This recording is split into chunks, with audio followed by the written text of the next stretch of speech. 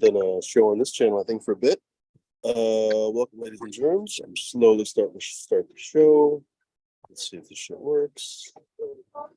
Come on, come on. Mute this shit. There we go. And then back to the channel. There we go. We should be live. Welcome, everybody. D, does it say that we're live? Yep. Right on.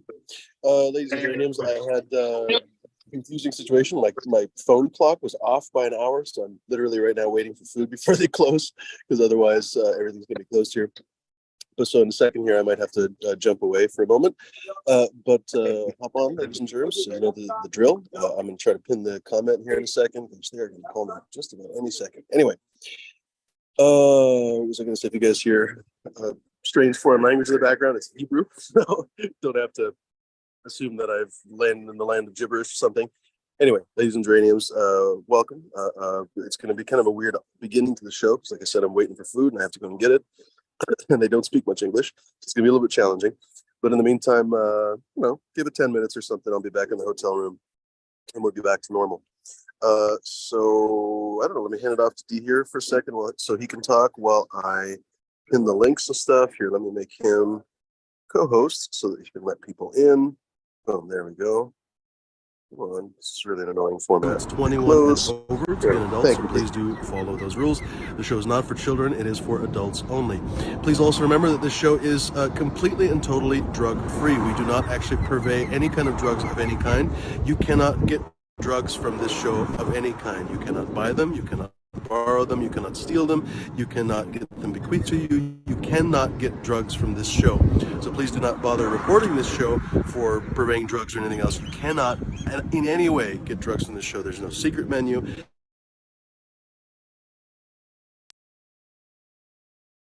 There's no super secret legal product from my show.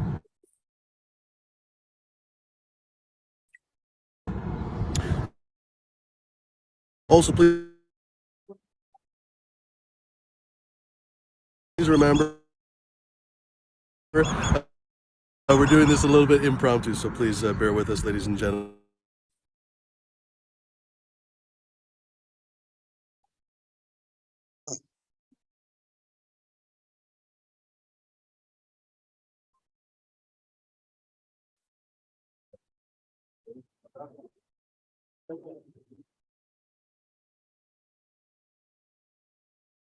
To kill or harm are never shown on the show, showing viewers how to perform activities meant to kill or maim others for drugs in their past. Please always assume that those are negative portrayals, those are cautionary tales, and you should never under any circumstances emulate those stories. It's the position of Fumidoro and Fumidoro the Flavors, everyone on Fumidoro and all of the guests, that drugs are bad and you should not under any circumstances emulate those stories.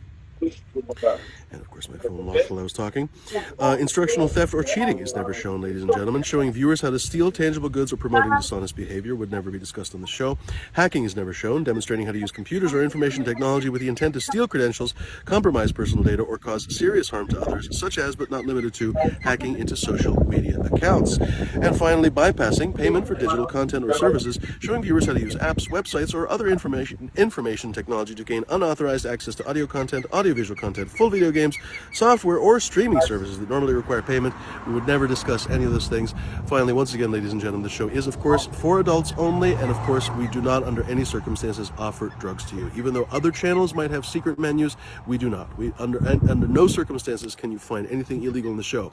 The cannabis content that we do discuss is legal under the 2018 Farm Bill, and the seeds that we purvey also are legal. All the breeders that come through the show, it's legal for us to purvey seeds because the seeds have no THC in them, so they are illegal under the 2018 Farm Bill. Thanks, folks, for bearing with the introduction of the prologue here. We've recorded it.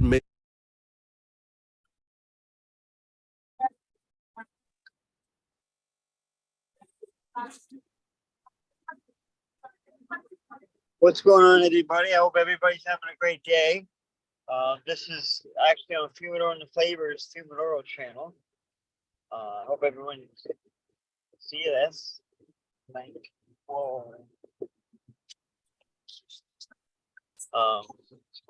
not on chat right now, but what's everybody smoking on? I'd like to find out. I'm not home right now, actually. I'm on my way home. Mrs. B is driving. So yeah.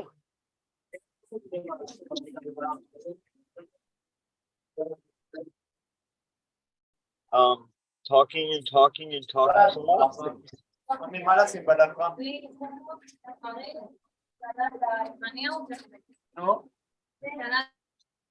Yeah, we'll just mute you for a second, Jimmy. Yeah. So we're just on our way home. It's really hot out here today, man. Woo! When it's hot, and I say it's hot, that means it's freaking hot. It's hot here in Canada today. Indian summer in the fall. Cheers, everybody in chat. I don't know who's there right now. I don't know who's first. I don't have access to the YouTube right now. Chat. But welcome to the Tumadoro Onion Safety Meeting.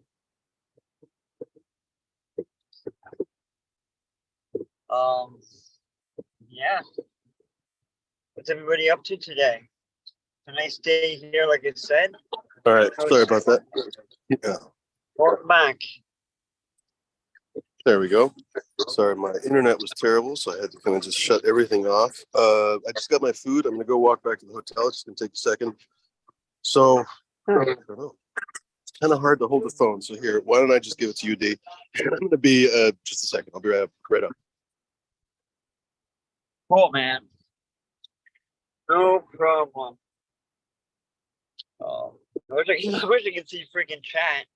That's one good thing about StreamYard is you can actually see the chat, the YouTube chat in the right here below me. Yeah, we're on this page. Anyhow.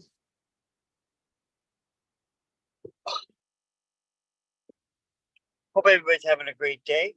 We're going to be smoking on some black gas shortly as soon as we get home. Also got some hash.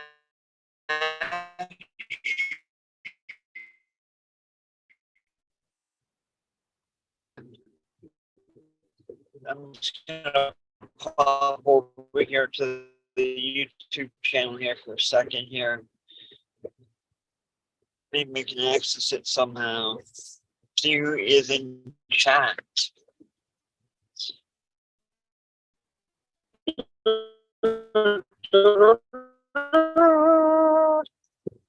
$15 people.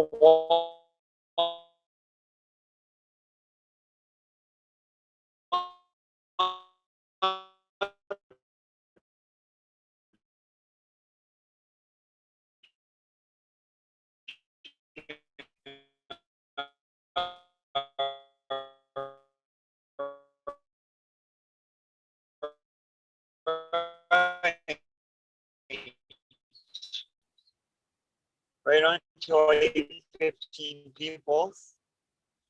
There we go. What's going on, J5? Southern VT, cake in a cup. Hardcore. Nightbot. Fuck you, Nightbot. Yeah. Buddy, what? Pip Jam. Hope everybody's having a great day. We got kind of a shit show this morning.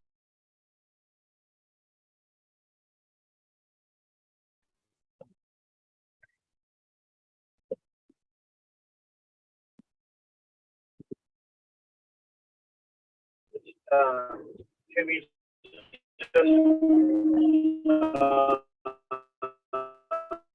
walking back to the hotel with food. That's one of our time. He's hard to.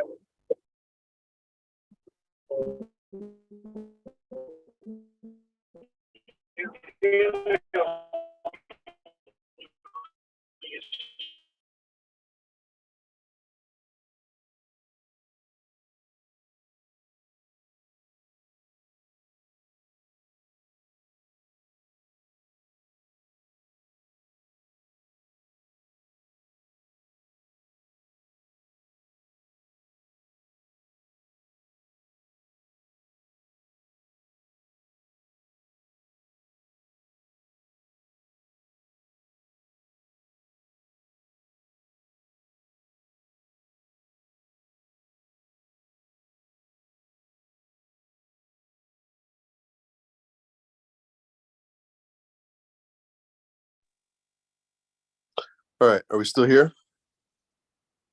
Oh shoot, D left. Oh my goodness, D left. All right, ladies and germs, I'm at least here. It was kind of a frantic dash for some food because a lot of stuff here closes quite early, honestly. So, in fairness, closes late too, but not that late. Anyway, that place down the street, I got food from the other day, but it's really challenging to get food from them because most stores here, the menus are in obviously Hebrew and English. But that place, only Hebrew. It's obviously just a local shop. It's really good though. And the problem is, like, the customer service is a little shitty. Like, honestly, it's a little shitty. They give your food to other people all the time. Like, I've been there twice before, and both times they gave my food to someone else, and so I had to like order it again. Basically, I don't know, just the most bizarre fucking thing. But anyway, so they did it again tonight. Like, I ordered the chicken. They just clearly gave the chicken skewer to somebody else, but then put another chicken skewer down. Whatever, it is what it is. But like I said, I guess that's the price of tasty chicken. So hop on, folks. We didn't put this show together for nothing. So I do hope you guys jump on the show and have a conversation with us. Otherwise, this is going to be a little bit of a fucking waste of time, to be perfectly frank. But or not a waste of time, but whatever I'm trying to say. Anyway, ladies and gentlemen, you hop on here. I'm not. Oh, that's why I'm not logged in on this phone. So I'm going to have to join on my computer. And we can do it the right way. All right. Can you hear me now? I can hear you, D. All right. I don't know. For some reason, I got totally dropped. I lost my YouTube. I lost my Zoom. Oh, I wouldn't be surprised. Well, actually, I don't know if it was my fault. By the way, happy 420, everybody. I was walking through the elevator and so that might have been part of it. All right, so let us put this together and cook with gas, ladies and geraniums. My channel, here we go. My freaking channel. Let me mute myself just for a second. I'm almost home, and I can finally smoke a nice fat joint. Put some clothes on, girl. Holy shit. Fucking kids these days.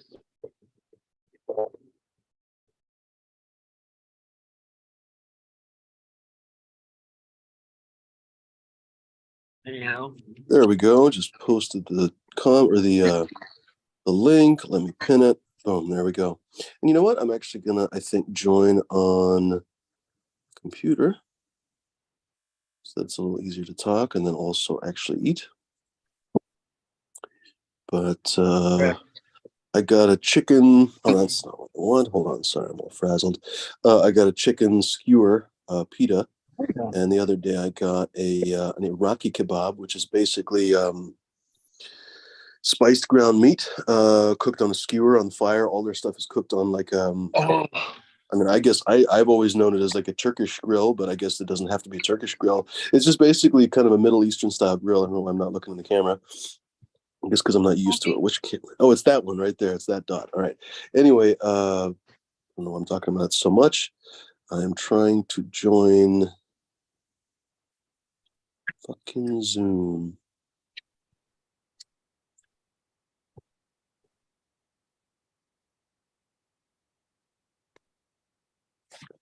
That's warming up. I can sign in. Oh, for fuck's sake. All right. Zoom is going to make me go through all kinds of hurdles. I love it. Anyway, I guess I'll show you guys my food while we're waiting for me to do a bunch of dumb shit. So it doesn't look quite as good as it did a little bit ago. Let's see. Turn camera around. Turn fucking background off. There we go. Eggplants and shit, onion. And I guess you can't really see it, but that's the pita. Inside there are chicken skewers. What else? I put a couple of vegetables on top, like well, actually, oh no, I didn't put any more of it. This cabbage, carrot with curry, kind of. They do it a little bit different here than they did at the store down the street. But this really cool salad, and then chicken skewers in there. Anyway, super good. Let's see here. There we go. Let me start to try to log into this shit. Hop on, folks. Though seriously, 20 minutes now. We're just talking to ourselves. hop on, folks, because yeah, this is a little bit challenging to do this show. So if you guys don't have any interest in hopping on, maybe I'll just cut it short. Let's see here. Where the fuck is my shit? There we go. That's the question for the ages. Where the fuck is my shit? So I have a question for you. Have you tried that steam yard? I haven't had a chance, D. The last like 2-3 months have been fucking madness. I can't even explain how awful it's been. Yeah. It hasn't all been awful, I guess, but it's been challenging as an ever-loving motherfucker. This has been one thing after another. So I have not had one extra second for shit like that. I really need to, though, because Zoom sucks a gigantic bag of dicks. It's fucking terrible. There is no customer service, effectively. I'm literally $175 a month away from having customer service. I've never heard of something so stupid. You have to have a $220 business plan. I pay $40 now. No, $36 now. I pay 36 because we now have 2 users instead of 1 user. So literally to add D, I had to pay double the fucking plan. Still not enough to get customer service. So even though I can't add D yet, I'm paying for him, but I can't add him for unexplained reasons, absolutely unexplained reasons. Worst thing about Zoom is that I remember every time I've ever had a problem with Zoom, and there's been plenty, honestly, the customer service got back to me months later. There was one time that I was locked out of my account for a Zoom issue. It was actually their problem, and it literally took them 3 months to get back to me. I ended up solving the problem myself because it was just pointless to wait that long. I think the show was off the air for like 10 days or something because of it. Anyway, fucking Zoom is a bag of donkey ass. It's really terrible. Which is actually kind of a funny thing because I don't know if you guys heard this, but a few weeks ago, Zoom got to their employees or sent a notice to their employees that they have to work from the office because they said Zoom is not adequate to work.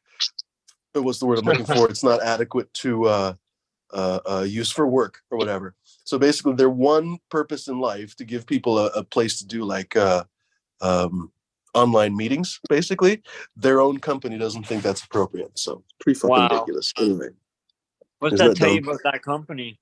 I mean, seriously, a bag of donkey assholes is what it is. All right, where am I trying to do this? I'm trying to authenticate. Sorry, folks, I'm trying to do like 15 things at once. Maybe not 15, but at least a couple. Oh shit, that's almost over. Oh, one of the few Google products that I'm still happy about is Google Authenticator. All right. Yes. Dude, I've been having to deal with that. I've never done any kind of this stuff before. And at least that makes everything easy. Mm-hmm. Yeah. Click All that, right, click maybe that. I can switch. Please hold. I don't know what's going to happen when I just press this switch button.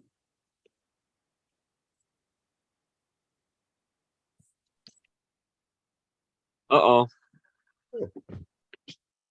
Hit the nuclear explosion button. I hope not. All right, there we are. Don't push that button! Ladies and gentlemen, welcome. By the way, nobody laughed at this shirt today. Exactly 0 people laughed at this shirt. I'm so disappointed. I was walking around, I was like, oh, I wonder if the shirt's going to be offensive. But no, nobody laughed at this fucking shirt. I guess it's because they don't know about, what's her fuck, Marjorie Taylor fucking Green, and her space lasers. Anyway, I think this shirt is fucking hilarious. Every time I wear it in the United States, people always laugh. Okay, there's a couple people who are right because they love Marjorie Taylor Green, but and probably also, whatever. I guess I shouldn't make fun of them, even though they deserve it. But still, most of the time when I wear this, people fucking love it. But it is what it is. All right, I should open up the chat. Seriously, folks, where the fuck are you? This show's half over. Yeah, it might have been because I posted all over saying it's on that my channel. Oh, Wait, gotcha. Well, still, they should get a bell or whatever for my chat.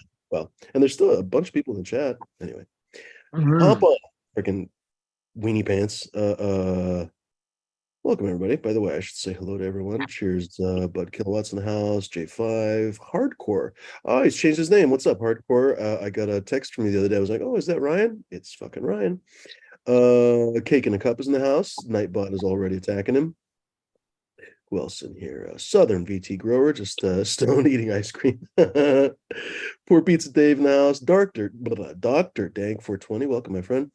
Who else in here? Green Fingers. What's up, Green Fingers? Hop on, motherfucker. Benny Ben, Operation Annihilation. Good to see you, bud. I feel like we haven't seen you in a minute.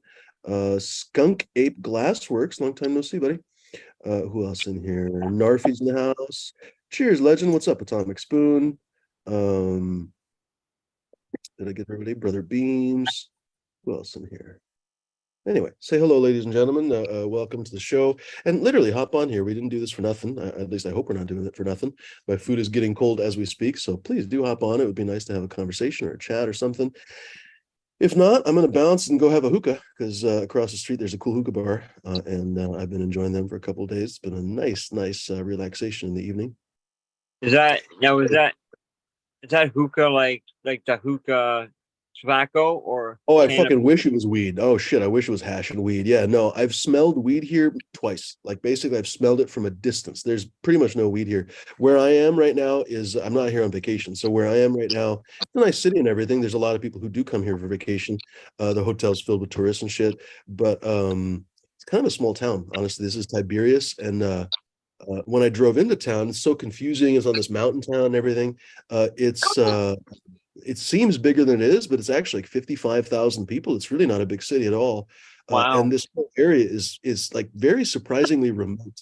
I know that sounds weird because Israel is a very small country, but I mean the Negev desert in the south is super fucking remote too. But up here, like there's not a lot of stuff. Like no, yesterday I was driving to, well, I went to the River Jordan, and the clerk downstairs was telling me, "Oh yeah, go to the Jordan River, or the mouth of the Jordan River, wherever." And there's all those. She didn't know how to say the fish. I don't think she was talking about the catfish, but it doesn't fucking matter. She was talking about fish, and she was like, "Oh yeah, bring bread with you because if you do, the fish will just come to you, and it's wonderful." So I was looking for a fucking bakery, and I couldn't find one because it's just so hard to find. In many places, it's hard to find like a restaurant or anything else. It's really a remote place. The other day I was going, I'm here basically to go visit someone in the hospital, and I was going first time to the hospital, but I had just gotten to Israel. I was fucking starving to death, and I thought, man, I need to eat something. Last thing I'd eaten was on the plane like 10 hours before that. And I was like, man, I got to have something before I walk into this kind of terrible experience. I couldn't find a single, granted, this was another thing, it was the Sabbath, and they don't fuck around on the Sabbath. Everything is closed. It's like a zombie apocalypse. Like you've never seen it in your life. If you've been in like Jewish communities or something where everything closes down, still some stuff is open. Here, everything is fucking closed. Everything, literally everything. And as soon as the sun sets on Saturday, so the Sabbath is from sunset Friday to sunset Saturday, basically. As soon as sun sets, 1 minute later, people open up their doors. It's like a fucking bell went off, but there's no bell. They're just all watching their watches probably. And seriously, like the music comes on, everything. I was standing outside smoking a cigar, literally on the corner. There's this apparently cool Chinese place. I haven't gone there because I mean, fuck, we have Chinese places up the ass in Oregon, right? But what was I going to say? It's supposed to be good, but whatever. They were dark at 7:06, I want to say. And that doesn't make any sense because the sun sets here at 6. Regardless of what time it was, 6:06 or 7:06, doesn't fucking matter. At 6:06, the store was dark, and I could hear someone clanging in the back, like in the kitchen. I was like, oh, I wonder if they're going to open. And at 7:07, all the lights come on, the windows, like the gates on the windows open up, like the people are milling around inside. It was like, I can't even explain it. It's the funniest fucking thing. So that was part of it. There were no places open, but also I went like in where the hospital is, there's like 3 or 4 villages, and I drove kind of a long way to find fucking food, right? I was like, I need coffee, I need some food, and also water. I couldn't find water anywhere either. And literally, like none of these villages had anything closed or open. It was so weird. So anyway, it's an odd place. It's really beautiful though. It's really pretty here. I can't even explain it. Everywhere you go, like around every corner, you're just like, what the fuck? You stop, or I stop and try to take a picture or something. It's the most gorgeous freaking place. Anyway, interesting place to say the least. Welcome, folks. Nobody's hopping on. Fucking muted. Is it? Am I muted? No, I'm not. No, I was muted. I was just gonna say right everything you've been posting on YouTube and everything on your channel is awesome. All like the I got views and more everything. too. Well, I think Cool. I got more. And I have stuff on my camera and stuff. I haven't had a time to transfer it and stuff. So hopefully Yeah. I'll have more videos, and I'm here for probably another, I don't know, 11 or 12 days. So I should have more videos for you guys. I'm hoping maybe I don't really have a lot of time during the day to go see stuff because like right in the middle of the day I have to go to the hospital. But I try whenever I can to go, somewhere interesting. So I'm hoping maybe tomorrow, the next day, to go to the Church of the Beatitudes. That's the place where I'm not Christian or anything, but that's where Jesus supposedly gave the Sermon on the Mount, and they built a beautiful church there. What Oh, else? There's a ton of ancient stuff. Like you literally look around the corner on stuff, and there's super old shit. Just this evening, I went up just right up the street here. I went to see, granted, this is kind of nerdy, but I went to see the grave of Maimonides, who was a Jewish philosopher and mystic and everything else. Anyway, I'm into philosophy. I've never talked about this, but I'm into philosophy. And I read Maimonides way back in college. So it was kind of interesting. I had no idea. Oh, shit, he's buried in Tiberias. This was a huge, well, it is a huge religious city. It's apparently one of the four holy cities of Judaism. Tiberias, Safed, Jerusalem. Oh, I might be forgetting the fourth one. I am forgetting the fourth one. What are the fucking four holy cities of Israel? Anyway, this is one of them. This was the headquarters of the Sanhedrin for a long time. Sanhedrin, I can't remember how you pronounce it. That's definitely not the way to pronounce it because I don't speak Hebrew. oh, you don't? Cities. Hebron, that's what it is, which is conveniently in the West Bank. Jerusalem, Hebron, Safed, and Tiberias. All of them ancient cities. Tiberias was founded, I'm forgetting the guy's name, but he was founded, here comes Bud. It was founded, basically, they named it after Emperor Tiberius. So kind of fun. It's 2,000-year-old city, 2,000-year-old town. Actually, it's not even a city, it's a town. Cheers, Bud. Thanks for hopping on. Thanks, Bud, for hopping on. Cheers, buddy. Hi, Dee. Hi, Fumi. Welcome. Good bud. Well then, so you don't speak Hebrew then? Oh, I don't speak Hebrew. Then let me ask you this: do they speak? I guess they speak English there as well, or is it? Here it's challenging. Here it can be. That was why I had so many problems at that place that I just went to. The food is wonderful, but almost no one speaks English, and it's all staffed by kids, basically. Well, not kids, but like high school kids, whatever. And I'm kind of surprised, honestly, that so few people speak English. But literally, like only one or two people at that place speak English. Yeah, it's really, really challenging. Honestly, it depends. And I went and bought I had just bought a little radio, and I went to this like actually little town near the hospital, and the dude spoke fluent, perfect English. So it's all over the map. It's completely all over the map. Yeah. In bigger cities, for sure, like you'll basically ask anyone, and pretty much anyone will speak English because it's the international language at this point, right? Like I was just talking with some Chinese tourists, and they spoke English, obviously, right? Not obviously, but they spoke English. It helps a lot when they travel, I'm sure. Yeah, like it's remote. It's a town of 50,000 people. It is a tourist town, so it is very surprising to me every time I kind of encounter people that don't speak English. I'm like, how do you make any money with all these fucking tourists? But I don't know. I guess mostly there's tourists or something. I don't know. But the hotel here, it's mostly not Israeli tourists. It's mostly just today, Germans, Chinese, Japanese. There was a whole group of Japanese today. What else? It's not a very big hotel, but everywhere I go, I see like, yeah, I was actually really surprised. I was talking to my friend the other day. I was like, I wonder if China is just so big that we are experiencing, or I'm experiencing, all of the Chinese tourists that when they're at home in China, spin a globe and put their finger on a random place on it and then come to Tiberias. Because I'm like, why the fuck are Chinese tourists in Tiberias? Like, yeah, it's really. Galilee. I guess that's why. But even then, the Sea of Galilee, it's just a lake. Like, it's literally, it's holy and shit, I suppose, but it's just a lake. Like, if you're Chinese, presumably, I guess there are a lot of Christians in China, but presumably you're not Christian. I don't know. The majority of people in China, I think, are not Christian. So I'm constantly surprised when I see, like, I've seen Thai, but doesn't some of that have to do with like the what do you call it, the visa rules of each country? That could be, yeah. Maybe China might has be a typical arrangement, yeah. But even then, why Tiberias and why not? Because in my mind, if I'm coming for vacation, I would go to the Mediterranean, right? Like, why would you go to? Because the Sea of Galilee is very small. Like you think of it mentally as this big place, and then even when you look at it on the map, you're like, oh, that's a fucking lake, man. That's a real lake. But when you come here, you can see right across it. Like it's 6 miles across, maybe 15 miles down. Like it's a lake. It's just a fucking lake. And the same thing with the Jordan River. Now, granted, the Jordan River is a lot smaller now than it used to be because I guess they suck a lot of water out, but it's still He said. petite, like it's petite, like it's not, it's a creek basically. We would call it the Jordan Creek pretty much, right? But it's a whole big thing. So if I came here as a tourist, I can't imagine coming to the Sea of Galilee. I would go to the Mediterranean. There's all these amazing cities on the Mediterranean, but whatever, people are weird. I gotta ask one of these people, like, why did you come to Tiberias? I guess their question would be like, well, why did you come to Tiberias, motherfucker? Cheers, Herb. Thankfully it's not me, but my mom's in the hospital. It's not doing too well, honestly. But I guess that let's keep the show positive. Cheers, Jay Freeman. Good to see you, my friend. Cheers. Oh, I guess we got everybody. Cheers, everyone. What else is new, gentlemen? Same shit, different pile. Right I now know Yeah. what you go through every time you have to do a show, man. Right. Holy fuck. Fucking Zoom, man. Surprised they still have Gotta hair. get off it.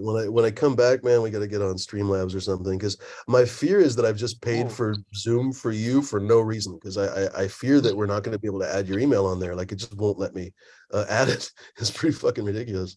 But whatever. And But, Apparently but not email. I like my personal vibe, somehow, like we were on StreamYard last night. I don't like StreamYard. Zoom works Really? way How come? better. How come? I don't know. It works, but there was audio. I don't know.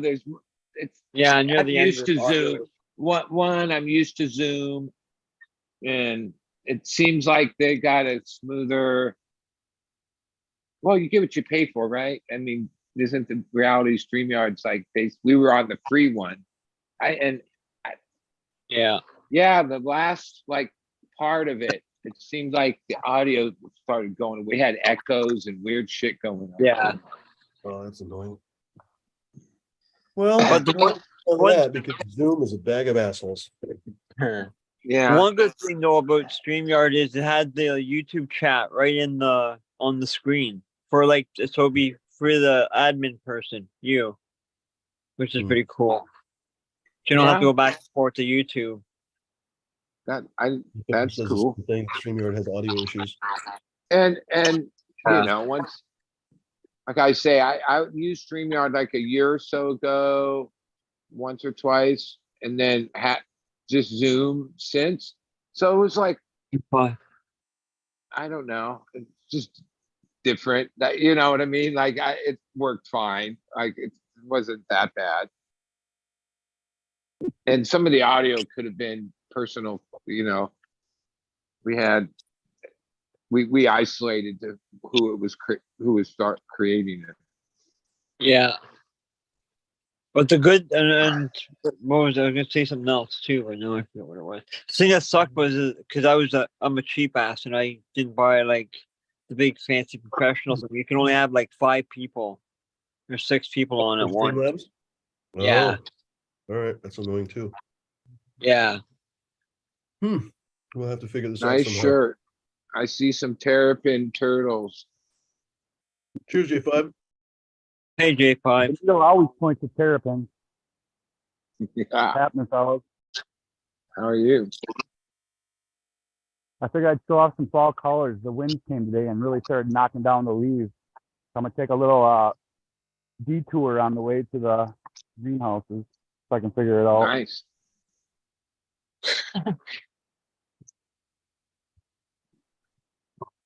Oh, that is yummy. You Seven? guys ever gone to restaurants that have terrible customer service, but the food is amazing? Like, honestly, it's challenging to order here, but the food is great. Yeah, you don't speak Hebrew. What about I just thought, what about like the Google translator? Or I guess everything's written in No, Hebrew the as well. shop's too loud for that. Yeah, I couldn't do it. I guess Yeah. I suppose I could. No, they wouldn't stop and read. I don't think. I don't know. They always end up trying to point you to one of their other employees that speaks English and whatever. Can you zoom in and out on StreamYard? That would be horrific.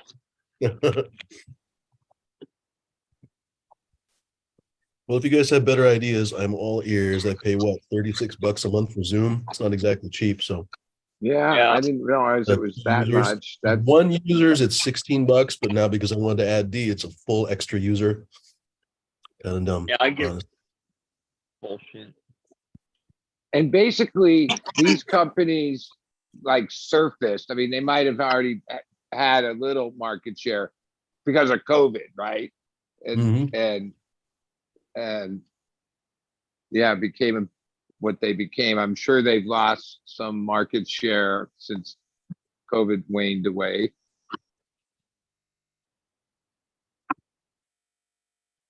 Cake in a cup says, "Don't say bomb, man. He's in Israel."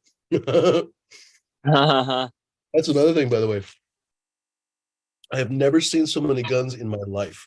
Like, if Americans think that there's some big gun country, now, granted, it's a very different gun situation. It's not like people are packing their private pistol. Yeehaw! Although I think a lot of people do. There's just there's security guards, armed security guards. I don't think I've seen an unarmed security guard the entire time I'm here. They're always armed. They always have a sidearm or even an assault weapon. Can you imagine that at a pharmacy? There's a security guard with an assault rifle. But Wow. what was like, and not just like an AR for like a fucking assault rifle. What else? Yeah, like everywhere you go. People may have heard this before, but Israeli citizens, all Israeli citizens have to serve in the military. I think dudes serve for 2 years and women serve for one. I can't remember. But anyway, when they're off duty, so when they're on leave or just whatever, if they're going to visit their mom, they have to wear their sign or they have to wear their rifle. So they have to have their rifle on them at all times. So you'll see like even if they're not in uniform. So sometimes it's obvious if they're in uniform, like what was it on day after the Sabbath on Sunday? Obviously that's the beginning of their week. And there were a bunch of army people at bus stops with their fucking rifles wearing fatigues. It's obvious what they're doing, right? But then you'll see just like a guy in shorts. Seriously, you'll see like a dude in shorts and a tank top, and he's got a rifle slung in his fucking back, right? It's ridiculous, like a fucking automatic rifle on his back. But that's just what it is, I guess. Anyway, That's it's an like a odd place. result of like all the war, terrorism, whatever you Yeah, call it. and I have a lot of thoughts on that because I think that Israel, I don't know, whatever. I guess it's a Yeah. controversial subject, but it is But really, it's really been odd, to like be in honest. steep The, like for decades now. So it's just yeah. like the norm, right? It's not like at this No, point. but it's an interesting thing. You don't have the ever-present threat of violence in America, despite what people say, of course. And I guess that there's qualifications there, right? I'm not an idiot, but when you walk around, it's not as if you have to worry. Oh shit, a gunfight might break out or something, or Yeah. oh, I say the wrong thing to the security guard, he's going to shoot me or whatever. But here, that is a real possibility. Like when I go to the hospital, there is armed guards. You have to justify there's a gate and they're wearing guns. Like they have fucking guns. They're ready to shoot you. They're ready to kill you. So if you go there for the wrong reason, I mean, presumably they're just not going to shoot first, but they could kill you. And it's really interesting to have this society where you walk around and you could get shot at the equivalent of a Walgreens. Like there's a pharmacy down the street and they have a fucking armed guard. Like I'm serious. Every single place has an armed guard. Not every But place. This place didn't have a guard, but I mean, like places that have a guard, the guard is armed. That's crazy. It's really surreal. It's a surreal society. I have to be honest. From the outside, because I'm an outsider. From an outside perspective, it is odd. It is a very odd place. But whatever. well, in the last few months, I've had to go to doctor's office, even the hospital where I had to have my pre-surgery. It's like the Scripps Hospital. It had the same level of security, like if you go into court or yeah, it was like a whole thing. Like I don't know when did it come that the doctor's offices need security, but like every doc, even the primary care, this has an office. Oh, there's a security guard when you walk in. It's like I don't know what's happened that we need security everywhere, but Well, a lot of crazy patients. I've heard of a lot of crazy people coming into hospitals and doing a lot of shit. It's been a weird well, time. considering that like all right, I'm finally scheduled for the whole surgery on the 20th, and that's been like I don't know 4.5 months of like all this bullshit in the approvals and the this and the that. Holy shit. I could see how people get so crazy with it that they go in there and just flip out. Like to be honest, if I didn't smoke, like usually when I had the day, I'm past all that now, but I had these days, I had to make these phone calls, stay on hold, this, that. Oh, everyone was telling, oh no, you need to talk to it was like this merry-go-round. And I realized, yeah, like mine's not a life-threatening thing, but I'm sure that even within the life-threatening thing, or, and when people are sick or yeah, it's like, it's pretty, I've heard about it. I've heard people complain about our healthcare system, and some of my friends have gone through some shit in the few years, but I went through it myself. Holy shit, what a mess, man. No, it made me feel like I was taking crazy pills a few years ago when Sarah Palin was talking about death panels and fuck was Oh it yeah. ration, whatever. I'm like, since when don't you have to wait for a doctor? Like I remember during COVID, I had to wait 6 months to get a new primary care doctor because my insurance changed. And every time your insurance changes in this country, your doctor changes too, which is just farcical. Wow, that's fucked Well, up. my neighbor's like, I don't know, mid-80s, and he had a stroke a week or so ago. And then, I'm always there for him. The 2 days later, they scheduled, I guess it was an MRI at the MRI. 2 a.m. was the earliest appointment, because he needed it soon. Yeah, I drove him down there at 1:30 in the morning for a 2 a.m. ultrasound. I was like, or no, whatever, the Little Gardner. MRI. Yeah, I was like, what the Go, hell? get away. Like, that's crazy. Like, but that's how backed up it is, or whatever it is. Like that place runs like 3 shifts a day. Like, yeah, they do it all night long. Seriously, that is kind of fun, isn't it? By the way, J5, Cake is asking you what the bottles are for. Bottles on the trees. Where? Wind chimes. Back in that boat? Um, That boat was here when I bought the property.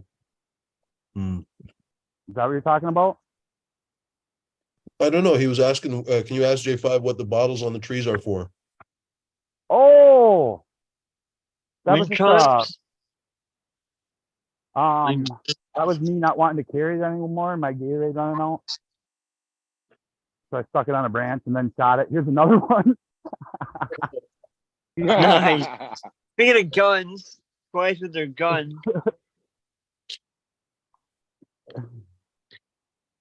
I got a sign like that too. It says trespassers will be shot. Survivors will be shot at again. No, I like to tell people that we don't shoot them, we keep them. You got a pretty mouth, boy.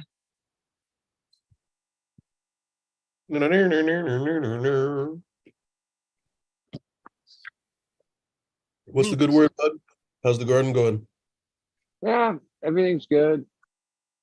Over at our other place, because I help out over there when I can, but my partner is in Germany, so yeah, I've been doing it.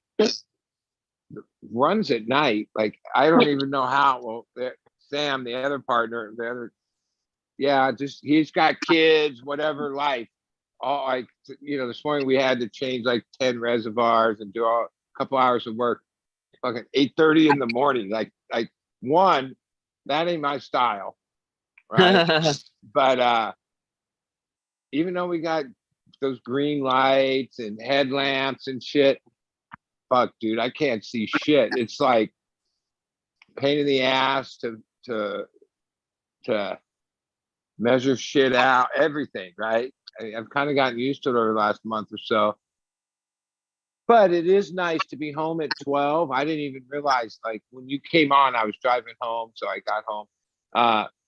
Yeah, everything's done. Because my way of doing it would be, oh, what time do the lights come on? 9 at night? Okay, I'm not going there till then. And do work then. That's my style.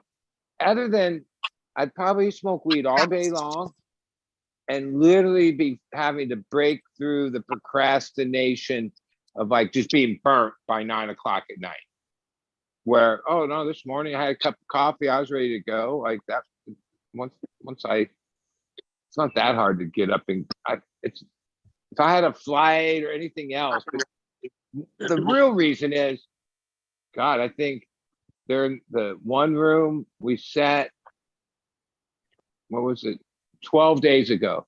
No one has seen it with the lights on. Like no one's been there when the lights are on. I can always drive down there and take a look or whatever, but hey, after like so many runs, like what do you need to see? You know what I mean? Same, it's the same routine, you know? You're like robots. Yeah, exactly. I like your routine too, bud. 9 o'clock. Lights on? All right. That's the way I work Well, too. I mean, it's been, I don't know, for a lot of years, I kind of realized that I had a few other friends that were like me, but everyone I knew, you know, they went to bed at regular times. And like, I was like a night worker. Like I didn't ever even get started in The night grow work. shit, harvest, anything I did would be like after 7 p.m. Sometimes it would go to 4 or 5 in the morning. Yeah, like even people that I would hire to work, that was like an issue. Like I remember a couple of them going, dude, I can't do it like that. I got to go home at like 12:30, 1 o'clock. I can't. And that's just because they have their own lives and whatever the hell.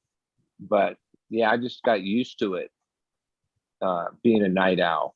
I mean, I lived that way for so many years. It's just, to be honest, right around dusk, I get a second wind. I could be completely burnt out, like tired, whatever. But as soon as it becomes night, I like get a second wind. Like I'm a night person. I'm the same way, bud. From all the years of growing hydro in basements, all the electricity would come on at night. I just got used to being a night owl. And it kind of carries over to the summer then too, where I'll just stay up and work until it gets hot, then sleep all day, get up and do it again at night. And like actually when I changed my life from being like a tour rat or concert, like pretty much lived going to concerts for a lot of years. That was a nighttime thing. You partied all fucking night and you slept till you whenever check out time or whatever the fuck you had to deal with. But so when I started growing, I was like, oh, I'm already like perfect. This is perfect for me. I'm already a night owl. And actually, the real night owl part of my life was when I indulged in blow back in the when I was younger. That was when I like started staying up all night and not and yeah, I don't like daytime.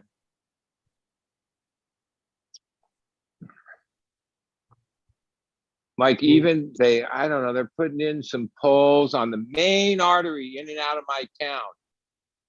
God, it's going on 2 weeks now. Yeah, they stopped the traffic on one side. There's only one lane open. And yeah, in the evening, they pack up and leave. And what would take 5 minutes takes like 20 minutes. I'm like, yeah, fuck that. But whatever. Had to get the shit done. Right on, Cake. Right on, bud. Yeah. And we're in like, well, they said it on the news yesterday. And I always talk about Santa Ana condition. And over the last few years, we lived in Santa Ana. Like, and that created its own set of problems. Like that's like single digit humidity, right? Yeah, it's hard to keep your product with the right amount of moisture when it gets that dry for days after days. But we're in it right now, first day of it for about 5 days. And they said on the news weather, this is the first Santa Ana condition of 2023, which is like completely out of character. Like I say, for the last 5, 6, 7 years, we've been in Santa Ana more than we haven't been. Seemed like it was a constant problem. This year, we were monsoonal, basically, and so it's a few days of it being in the 90s and next to no humidity. Even at the beaches, it's in the high 80s on the coast, which, yeah, that's usually pretty nice when the beach is in the high 80s.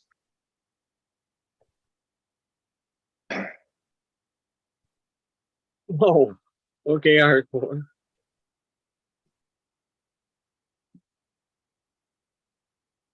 Starting to That's nice. sprinkle.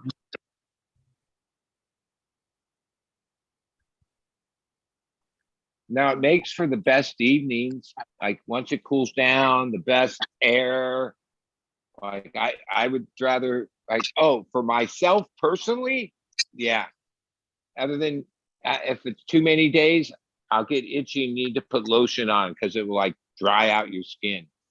But I'd take it under 20% with nice weather. Humid heat. Nah, that's no, fuck that shit. Can't get comfortable in that. Fucking. Welcome, Oh Brent. my. I mean, Speaking of joint. hanging, are you guys interested in still hanging? So you can keep chatting for a while. Or what's the plan? Yo, hold I'm on a just second. going with the flow. Yeah, Let me man. show you that Whatever. Morgana. She's looking as pretty as these leaves out here. Oh, yeah, right on, J5. And I even like moved her pre-show so I can hop up on a ladder and actually do her justice. Cool. You hear that fucking wind sound? That's the refrigerator here. No. No, I don't hear it. Yeah, thankfully. I guess that's the one good thing about Zoom. They have pretty good noise. Yeah, because I think Ryan said in the chat something about that what was happening on StreamYard is it like the noise cancellation goes in and out. Like on like Oh, I missed Like- that. like that might have been what was happening. Hmm. Like I guess I don't know what that meant, but I do know something was happening. But it wasn't like the first hour was perfect. Seemed like because D was like warning us, it's probably gonna shut off at 2 hours, because that's what the limit is or whatever. But it kept It going. seemed like right toward the end, like they were like basically just fucking us. Yeah, some audio. But another feature I did like about that was, I guess, being the host or whatever, and having the comment, the YouTube comments right in front of you on your screen or on your phone. Yeah, If you like the comment, you can pin it, and it'll go around the screen for everyone to see. I like that feature. I wish they that's a had that. good function. Yeah. I'm surprised that if that's such a good function, then how Zoom, like usually tech companies competing, like, oh, if one person innovates, oh, it's only just a little time before the other does it. Yeah. Yeah, Brother Beams. Brother Beams says the audio was cooked. Yeah, near the end it was. Yeah. Well, But other than that, it worked. Only I mean, even today that Fumi's all the way around the world, and here we are, like I don't know. To me, I'm still shocked that we have all this technology because, yes, probably 80% of my life, we didn't have any shit like this. Mhm. But I mean, Oh, yeah, we have it now. What is that, J5? Sour Morgana. Oh, nice, buddy. Look at the Look size of that. at the color on it. Yeah. Beautiful. Cheers, everyone. Here's Captain. Hey, Cap. Perfect timing. I was just going to say, if you guys don't want to keep chatting, we might cut it short here and I'll go have a hookah. But now we have a whole conversation. Looking nice, G5. That I have to be honest, that looks like Morgana with the fall color and everything. Yeah, that actually looks like this phenotype. It looks like this girl right here. So I'm curious what she's going to come out like.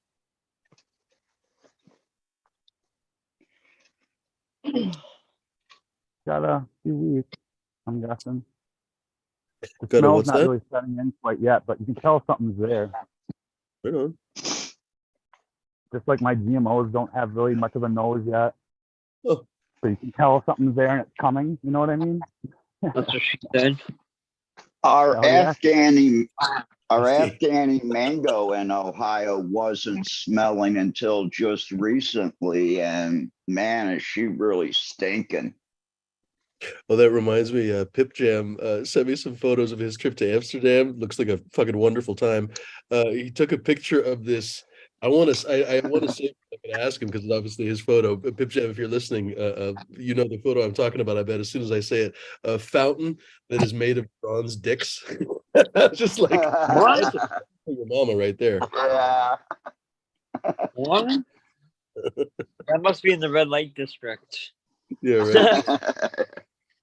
No, it's literally like a sun star or whatever, but a big like fountain. And each dick, they're not small either. They're like, I don't know, that big of a dick or something. So it's like just a whole big old freaking table of dicks. Sit yourself down at the table of dicks. He actually sent me a picture of probably my favorite coffee shop in Amsterdam, and it's like literally 4 minutes walk from Central Station. That was De Call's 420 Cafe. Right on. It was the closest place to Central Station you could get really good hash and really good weed. There he is. Here's Pip Jam. Wait, Pip Jam here? Oh, Yeah, he's it there. should be. He's in the chat. Yeah, I saw a he said he picture. went there. I seen a. Sorry, go ahead. No, no one's going ahead. What were you saying? Oh, okay. I've seen a photo. I don't know if I have it. I'll have to look in a second. But it's two guys going down. You know how they have the canals in Amsterdam? It's two guys in a canal on like a couch. They made like a pontoon for the couch. They were floating down the river and they had like this little mini motor going, get them propelled. That was freaking funny. Oh look, I don't know if I have the picture still or not. I laughed for 5 minutes. I saw some like Instagram thing where it's this guy that throws these hooks in the canals and basically just hauls bikes up. And Yeah. Yeah. Like I get, you know, obviously bikes are a big part of their life there, but I guess when they, whatever, people just roll them off into the canals. Well, in Amsterdam, they had free bikes. So there were bikes around the city that you could just like get on and ride. And that's what happens to a lot of them. People come there, tourists get drunk, and they ride the bikes off into the canals. They think it's funny. Well, I think we made some laws about those companies that leave those scooters all over.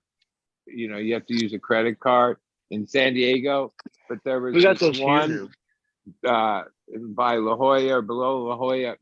It's like a bike path, but there's like a cliff, like a pretty good cliff. And yeah, people would like, because the public was like the one that started bitching that these things were left all over the place, because that's what they were. And so during that political thing a couple years ago, there was a news story that showed that it was like a trend that people were just taking those things and rolling them off the cliffs out at the beach to get rid of them. We got those we have those scooters now. You have to pay with the debit card or a credit card. Yeah. And We have them here in Shanghai.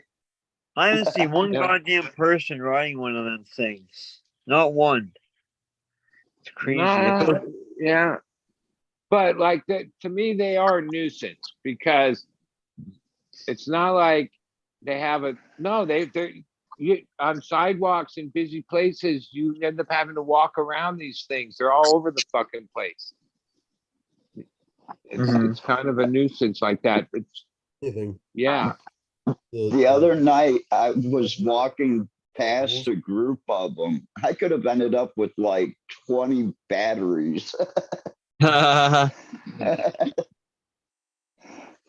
No, I always see these fuckers. They have them here. They don't have the Lime scooters, whatever. These people own their own scooters, but constantly you see predominantly young people using them, which makes sense because parking here costs money. Like every single parking space basically costs money, and a lot actually. I mean, not a lot, I suppose, not compared to some American cities, but more than you'd think, I guess. So like, a car here is kind of expensive. The gas is like $8 a gallon. I just filled up the car today. It was like $75. It was a little rough, honestly, but Yeah. for a tiny car, right? For a tiny car, I paid $75. But anyway, fuck was I trying to say? Yeah, they get around all over the place, and I kind of see the same thing that I see in America, where they're not wearing a helmet, they're kind of doing their own thing, they kind of ignore traffic laws, and you have to not hit them, you know, other than like, I don't know, with another car, they also follow the rules for the most part. You have shitty drivers, of course, but like they're following the same rules. But the scooter bikes or the scooter riders, they don't seem to follow the same rules. So it's really challenging around them. Yeah. Yeah, bike riders are not as bad. I mean, we have a lot of quote unquote aggressive bike riders in Portland. We're somewhat known for having kind of semi-asshole bike riders all the time. Obviously, most of them are not assholes, but you know, the bad ones stick out, right? But they're on a whole other level than the scooters. Like honestly, even the worst bike riders are usually not as dangerous. That's not true. I've been cut off at stoplights and stuff. I've almost killed bike riders just because they blew through a light. But yeah, okay, I guess I'll take that back. Like I have literally almost bike riders in my life because they just blew through a red light or whatever. So, Yep. Anyway. Here in Thailand, man, the light changes. You still look both ways. And then you look for the people cutting in front of you because they want to make their turn first. Here's your Freeman. I just landed in Tel Aviv, and then I had to come here pretty much right away. And unfortunately, I'm 3 hours away. What did it take to get here? 2.5 hours. I can't remember. The whole country is tiny, so it really doesn't take all that long to cross the entire country. But yeah, I'm still like 2-3 hours away from Tel Aviv. It's a real city. Like when you were back at home, I don't know what day you left. This all was like it wasn't like you planned this, right? This was like no, one day, something happens, you jump on a plane. Is that? Yeah, it's a little kind of shitty. I had to leave my garden and everything. Fortunately, half my garden, I guess, is being taken care of really well. The other half, I don't know what's happening to it right at the moment, so we'll see. But thankfully, I don't know. Thankfully, at least some of it is being taken care of. I just posted Goji Pie is finishing nicely, so not all is lost, but it was really, really bad timing because I was about to pollinate and everything else. So we're hoping that a non-expert is going to collect my pollen and blah, blah, blah. It's pretty fucking hair-raising, I have to be honest. So she's struggling at the moment to get pollen, so that's pretty frustrating. So hopefully it's still going to get pollinated. I have a few things pollinated, but I was supposed to have a lot more pollinated. So anyway, it's fucked up, but what are you going to do? You can't really plan things. Life so yeah, is life. I was smart enough not to come here on Friday because that would have been a fucking disaster. I wouldn't have found anything because I would have gotten here basically on Friday evening and then had the entire 24 hours of like everything closed. It would have been a nightmare. So I planned to come here basically a day later, and it was still challenging. But anyway, that's a nice looking. I just spent 2.5 hours booking a flight to Phnom Penh.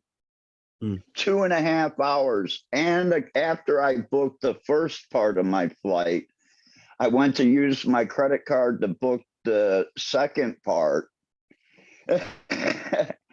And they declined me. Your card has been detected as fraud. So I had to call my bank And all this time, the prices just keep going up every 10 minutes. That's rough. I'll be right back. But not only that, they ask, you know, for fraud detection, they ask for all this information that you have to put into your phone. And then they want to ask it to you again. By the time they're asking me the second time, I'm already irate. Just take the fraud protection off my card. You let me use it one time, let me finish booking the rest of my flight.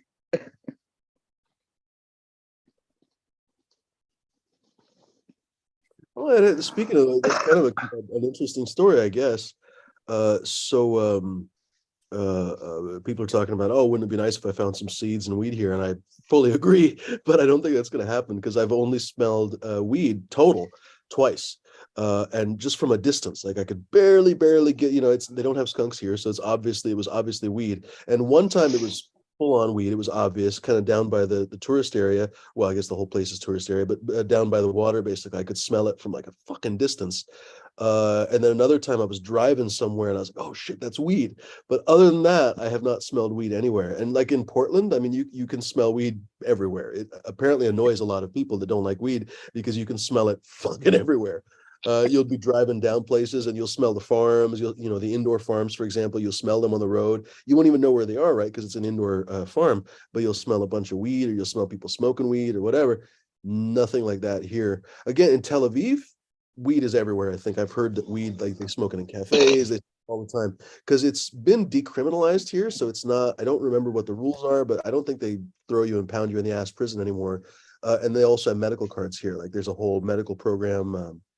Who is it? Oh, I can't remember. Oh no, I'm thinking of Humboldt Seed Org there in Austria. Anyway, there's a bunch of people who do weed here, right? Legally and stuff, but the rules are still kind of fiddly. And I think for outsiders, I'm not sure if it's, you know, legal, and I don't want to get in trouble because I don't want to be, you know, away from the hospital for a day or so. A fucking policeman is questioning me. But what am I trying to say? I was having a conversation with one of the nurses in the hospital, and this particular hospital has both, I guess you could say, what, Jewish Israelis and also Arab Israelis. So in other words, they have both Jewish and Arab doctors and staff, doctors, nurses, and staff. And I was talking to one of the Arab nurses, and she was saying, we were just talking, just goofing off. She was doing some charts. I was just kind of sitting there in the room with my mom, and she was like, "Oh, what kind of stuff do you do in America?" And I just burst out laughing. I was like, "Well, let me tell you about the." And she's like, you know, her English wasn't perfect. So she's like, what's a seed? And I was like, oh, you know, like baby plants when you put it in the ground. And so we start talking. She's like, cannabis, holy cow. And she wasn't like, I don't even know, completely weirded out. No, she was not, like, that's not on her radar. And it was an interesting conversation because she started to say, oh, you know, here, cannabis, it leads to other drugs. You know, and her English was a little bit broken, but she was like, yeah, you start cannabis and then it's morphine and this. And I was like, no, actually, it's the, you know, like where we're from, a lot of people use cannabis to get off those drugs. And it was weird for her. She was like, okay, maybe, you know, she was entertaining. Yeah, but that's been a propaganda that our government spread or got spread for decades. So there's huge swaths of people that just, that's what they were told. They have no reason to question anything else, and that's what they believe. Like that's like a terrible part of like the whole, yeah, like they've never really like, oh, the states or even, well, the federal government, it's a little different. They'll have to like have a position they take on it, right? Like, yeah, what about all the lies? Like, well, you know, there's so many of them that, where'd they come from? Oh, the war on drugs, right? Basically, you know, we exported that propaganda to all these other countries, you know? I'm really shocked. No, we made them bend to our will is what we did. Yeah, in some countries, they were already, you know, pretty square, conservative to begin with, and stay that way. It must be weird going from like a Portland culture to the one you're in, and yeah. Yeah, On it is that, very, very, very different. You might assume maybe because the culture is a little bit conservative. I would say Israel is a bit more conservative than the US, which I think maybe some people would be surprised by, but honestly, I think the like moral and religious values and stuff are definitely more conservative, and certainly entire swaths of the society are very conservative. But you'll still see like men and women. Very few men will wear shorts. Most men here apparently wear jeans even in ass hot weather because it just looks better. Apparently they think that shorts are dumb, but many women will wear quite revealing clothes, so it's not like I don't even know how to describe it. It's not like all the Well, women. but now is there plenty of bars, right? If you wanted to go get a drink, there's not. That's everywhere, right? Not in this town. Go figure. There, I No. mean, there's stuff, but there's not that many. But yeah, in bigger cities, Tel Aviv and stuff, or even Jerusalem. Jerusalem's a big city. They have tons of nightlife there. Here, not nearly as much. It's mostly in the hotels. I'm not really into that scene, but at the same time, not really that into going to the bar here anyway. But what am I trying to say? Oh, I didn't finish my thought that there are huge amounts of people that are in the full Orthodox clothes, and you notice it more with the men, I guess, because they wear like the Orthodox hat. Hat. Some of them are the full on. There's all kinds of different levels of Orthodox. It's really interesting. and the curls. Yeah, I was looking this up the other day. 'Cause I was like, hey, so what's Uh-huh. I looked about it years ago, but I forgot, and I don't keep track of people's orthodoxy, right? So anyway, I was like, okay, so I think I started with like, why do Jewish boys or why do Orthodox Jewish boys wear a white button shirt and black pants? And so I looked it up, and that has a very easy answer, and that same answer basically applies to everything else. As I was looking up, okay, why do the so there are basically levels of orthodoxy, and the clothing you wear is basically a uniform that both identifies you to yourself and others. That's very important, to yourself and others, who you are and what you believe at a glance. And it also becomes a conformity mechanism, just like uniforms were. People don't realize that uniforms were to make everyone uniform, basically. And also, originally, apparently, armies gave their soldiers uniforms so that they couldn't run away, so that you'd recognize them if they were wearing a fucking uniform. But anyway, so now you'll get, for example, all the Orthodox Jewish boys will be wearing at the very least a white button shirt and black pants. All of them. You'll see a group of guys like at the hookah bar right now. I was going to be smoking a hookah right now, but right over there, they're probably watching. Last night they were watching Real Madrid against Napoli. It was actually a really good game. There was this crazy fucking goal where one of I think Real Madrid. I don't follow soccer, so my apologies to all the guys. Football, sorry. My apologies to all the football nuts. I don't remember all the players on Real Madrid. But anyway, this Sudanese guy next to me is like, "Are you for Real Madrid?" I just laughed. I was like, "I don't give a shit." Anyway, but one of the guys from Real Madrid, they were kicking it back and forth, and he got an assist from I don't remember which guy. Anyway, someone kicked to this guy, and he fucking. There were two amazing goals. He slammed the ball down, and it bounced on the ground, and then bounced on the bar, and then into the goal. It was fucking nutty. And then the other one, oh, I'm forgetting the other one anyway. What was I trying to say about that? I don't know why I'm talking about soccer. The whole room was basically Orthodox Jewish boys who probably at home, maybe the parents won't let them watch TV. And this whole week they have off so they can go and watch soccer until midnight or whatever, because it's a holiday. So there's kids all over until like midnight. Anyway, the whole room, except for the guy that owns the hookah bar, and me in the back, and the Sudanese guy next to me, we all had normal clothes. I mean, I guess quote unquote normal clothes. And then all the other Hasidic boys, including the guys playing pool in the back room, every single one of them had a white button-down shirt and black pants. It was like they walked in from an orchestra concert or something. It was the most hilarious thing to me. But anyway, so that they didn't have the what are those called again? Oh my goodness, the curls. Those are because there was a And passage those, Talmud that you should not round the corners of your head. So that's the passage. You should not, thou well, shalt round the corners of your head. My apologies if I'm laughing at anyone's belief. and it's been a while, but on the Saturday I was up at Masonic shop. It was his like closing it down. Nice. Oh, And that's Fairfax in like Avenue, on for sure. Yeah. Fairfax, and that Yeah. is like the Orthodox Jew neighborhood. Probably It's 25 like single it's for sure seriously. you're going to see usually groups 2 or 3, right, with the curls, hat, suit, no matter how hot, always the same shirt, black shoes. But the suit is like a dark, medium color gray. Like every single one, they all wear the same gray suit. That must, like, according to what you're saying, that probably means something too, or maybe that's just what's popular here in that area. But yeah, they all wear gray suits with a gray hat, and they have their curl hair. Yeah, it's kind of amusing, honestly. I don't know. I guess I shouldn't be amused by it necessarily, but I am amused by it. What can I tell you? Jay Freeman is saying it's cool, Fumidora. You can tell folks that the women are gorgeous. They absolutely are. The Israeli women are beyond gorgeous. Both the Arab and Jewish women. Obviously, I spend more time, I guess, in the Jewish areas. But I don't know.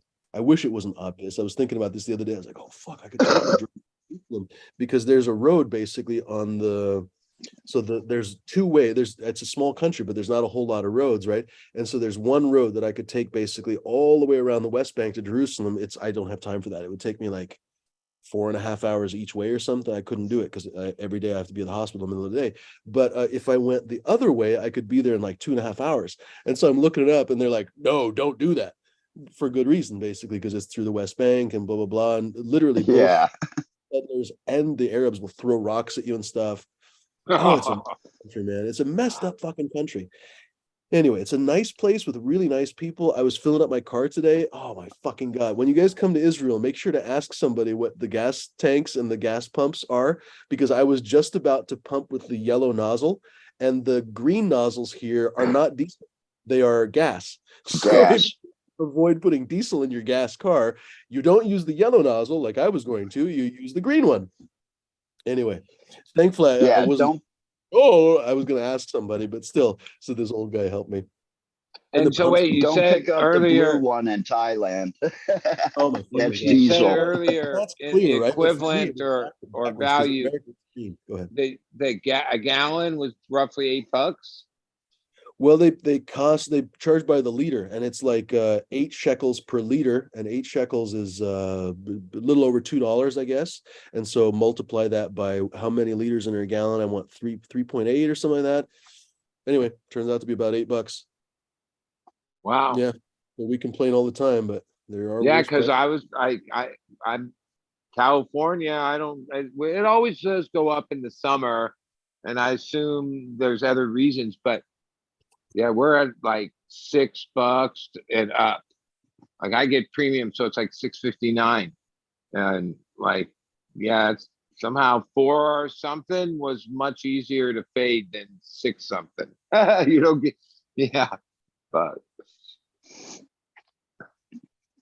I filled up my bike the other day and it took me 580 baht. And that was 12 liters. We don't know what baht are, Captain. 35 baht to $1. I got you. So what is that? Also about $8? It was about $18 for 3 gallons of gas. Oh, $6. All right. Well, yeah, $6 a gallon. Almost it's been about $5 in the whole West Coast. It's been like 4, 5, 6, no, $5 maybe. Pretty close to $5. I don't know. It went down. Like there was a time when it seemed to go down for a bit, then didn't stay there long, and they got it back up there. Because, well, not only, but I think Saudi Arabia is one of the big reasons they decided to cut production so that they raise the price. Well, and isn't in Europe or in that continent, Russia has a big play in the fuel game too, and that's all disrupted. Not as much anymore. They kind of punched themselves in the dick. Europe really depended on Russia for the longest time for oil, natural gas, coal, all kinds of stuff. And then they cut them off. They pretty much cut them off. Yeah, Germany for the longest time kowtowed to Russia, which was really interesting. They've pretty much cut off entire supply. So Russia has had to find entirely new supply lines. Well, I wouldn't even know how to explain it, but like I say, my partner goes over there every year for a few months. He has life here and there. They have like interesting laws or things when it comes to energy, uh, uh, uh, wasted stuff, or like you pay for like that shit, like, uh, like, uh, yeah, like they some of those ideas seem pretty good to me, right? As far as the amount of waste and plastic waste and like energy tax, like it's like they don't call it a tax, it's a whole other system, but they're super uptight with all that over there. Hmm. Yeah, our taxes per gallon are a lot lower. Last time I looked at a pump and noticed, I think I saw that it was like 18 cents a gallon federal. The state taxes were higher. There were two state taxes. One was like 5 cents and one was about 25 cents or 35 cents. So anyway, all told, you're spending way less than, I guess, less than 50 cents a gallon. Here, I think the taxes are, like you say, a lot more. Plus, in Israel, I think the issue is, even though they're very close to the pumps, basically, where they're pumping gas in Iran and Iraq and Saudi Arabia and everywhere else, they're technically at war with all those countries, basically, so they don't get oil from them, as you can imagine. So they pretty much, I can't remember where, but they get their oil from Venezuela or something. I can't remember. They basically have to pump it from across the world, and they have their own refinery, I think. Where, I guess that's a good question. Where does Israel get its gas? Probably Venezuela, which is one of the largest oil producers in the world. That's a sad story too, though. Venezuela has, I think, the largest proven reserves in the world. Granted, it's not light sweet crude; it's the sulfurous crude, but still, you can refine that. It costs more money, but they've mismanaged it so badly that they pump less than anybody else in OPEC right now. It used to be a phenomenally wealthy Yeah, country. well, they pumped it, yeah, and all the money, like, yeah, the country's in total shambles politically and otherwise, even though they should have all this wealth from the decades of oil production.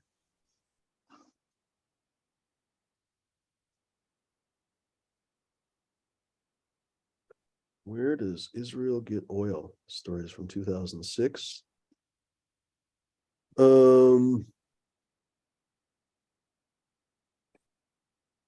Israel produces only a couple thousand barrels of oil a day. Wow, which means it relies on the global market for more than 99% of its consumption.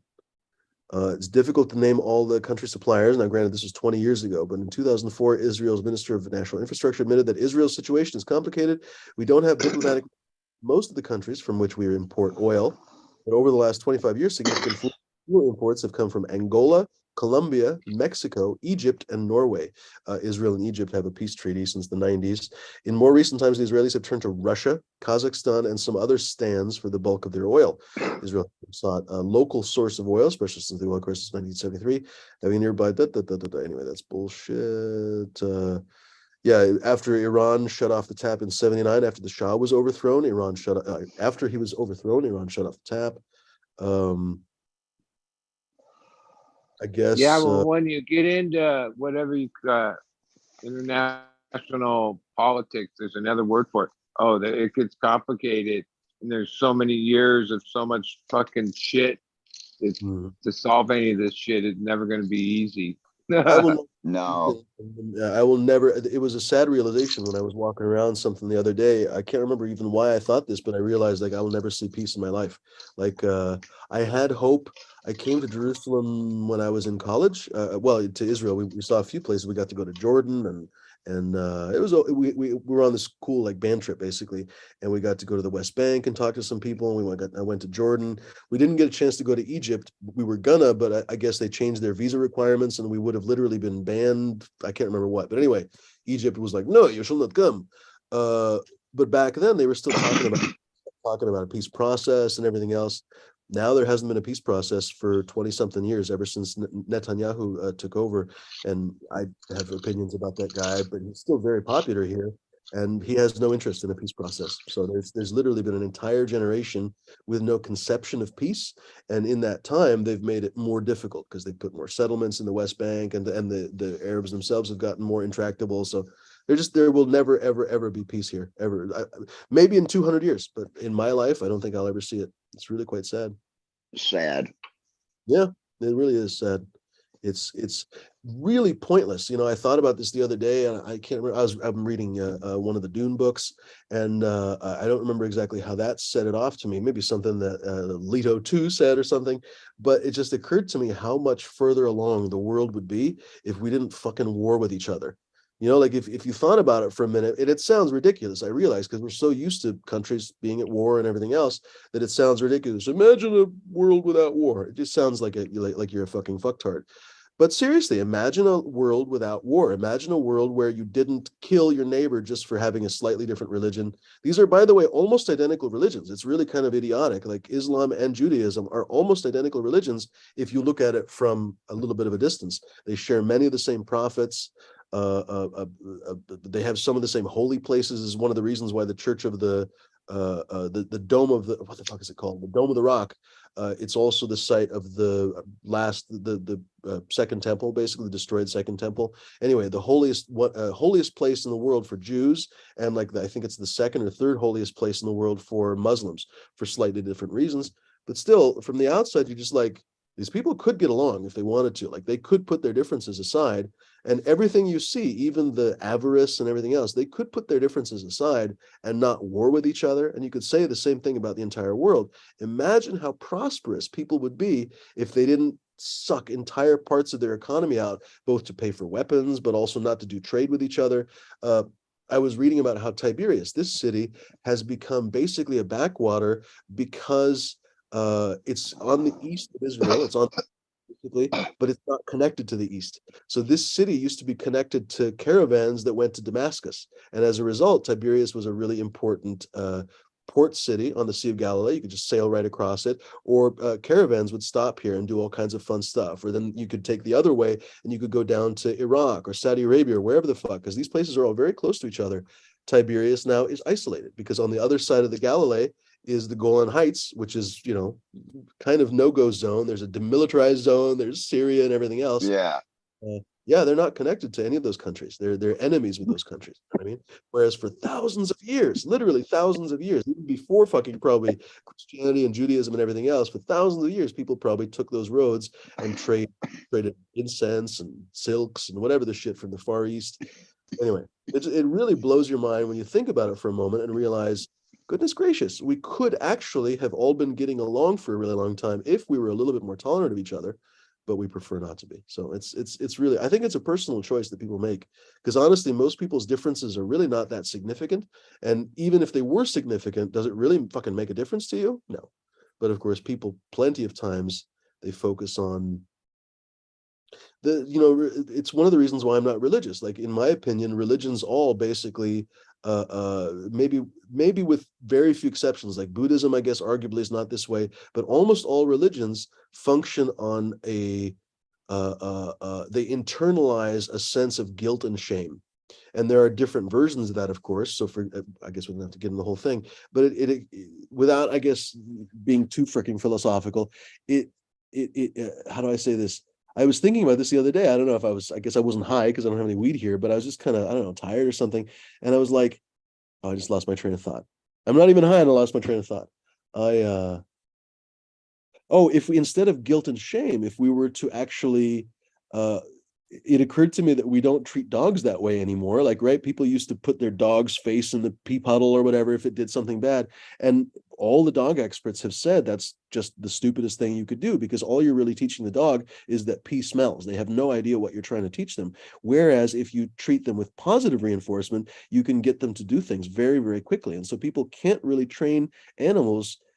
This is controversial, but there is a better way, in many people's opinion, to train dogs and other animals, and that's through positive reinforcement. So I got to thinking, I was like, but all religion is basically negative reinforcement. It basically tells you you are bad and shameful for doing things that are either natural to you. For example, anything enjoyable basically is usually forbidden by religion, right? Like sins, vices, drinking, smoking, premarital sex, anything, all that stuff is fucking verboten, right? And you have to ask yourself, why not perhaps have positive reinforcement and push people into a better path of life instead of making them feel guilty about the things that they already do. But again, it's our society has focused itself on negative reinforcement in almost every direction. Like you have to make enough money or you're fucked. You have to do the right thing in religion or you're fucked, on and on and on, instead of actually supporting people upwards. And so I think out of that comes this entire warlike nature that we have. I don't know, That maybe bud's it's gonna be like 2 millimeters bigger, J5. here's, by the way, hardcore. We're going to call you hardcore Here. from now on. You got some work to do, J5. Anyway, fucking religion, man. I realize that some Yeah. people get great experiences from religion, but I have met plenty who I feel like have not. So I don't know. The people that I've met who thought they were damned forever to hell because of some tiny issue. I talk about, well, I guess this woman I Have used to just know. become Buddhist. And Buddha will Buddhist forgive is you not for perfectly everything. Buddhist. Let's be honest. There actually, this sounds like an oxymoron, but there have been Buddhist-led massacres. That sounds ridiculous, but look it up. There have been some Buddhist other places. Like they're not immune to terrible ideas, but it is definitely a different, kind of a completely different philosophy. So they don't really function on guilt and shame nearly to the same degree. But anyway, No. interestingly enough, If I do something wrong, I can go to temple tomorrow and pray to Buddha, and he will forgive me for my sins today. Hmm. And that's the way they look at it. And they just look at it, well, if I do something wrong, I just go to temple and I get forgiven. I mean, Well, Christians do- goddamn, you're going every day. Martin Luther was, well, but don't forget that Martin Luther was railing against the indulgences that the Vatican was offering. You could literally buy your way out of hell. So no matter what you did, if you had enough money, if you had murdered a few peasants or whatever, you'd just basically buy an indulgence from the Vatican. And you'd write them a letter and be like, High priest, I murdered a few villagers wantonly, and now I feel bad, and I feel like I'm gonna go to hell. I really don't want to go to hell too much. They didn't feel bad about the villagers; they just feel bad about going to hell. And the Vatican's like, "We got you, boo. $100,000. That's what it's gonna cost you. And you have money. Boom, you're saved." And Martin Luther, probably rightfully so, thought that was kind of a bullshit system. That was among his 99 theses. That's a nice looking plant. Look at that. We got two competing show-offs. Who's got well, at the moment, J5's got that Morgana is hard to beat. But Ryan's got some, Hardcore's got some good shit there too. Sticky ass leaves, that's nice. Hardcore. He's massaging the cola in an aggressively sexual way. Just like your mama likes. Didn't Hardcore have an orange hard hat?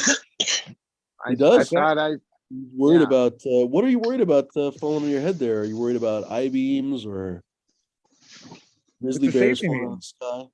That's true. It is a safety meeting. Ryan is the only one dressed appropriately. I just got that. Too shabby. Move to back of the bus. So these mushrooms are called Well, Shaggy Mane, What's that, Kevin? and Or somebody saw. apparently they're a delicacy when they're like in this shape right here. This thing's like fucking 8 inches tall probably, and it's a delicacy in this stage.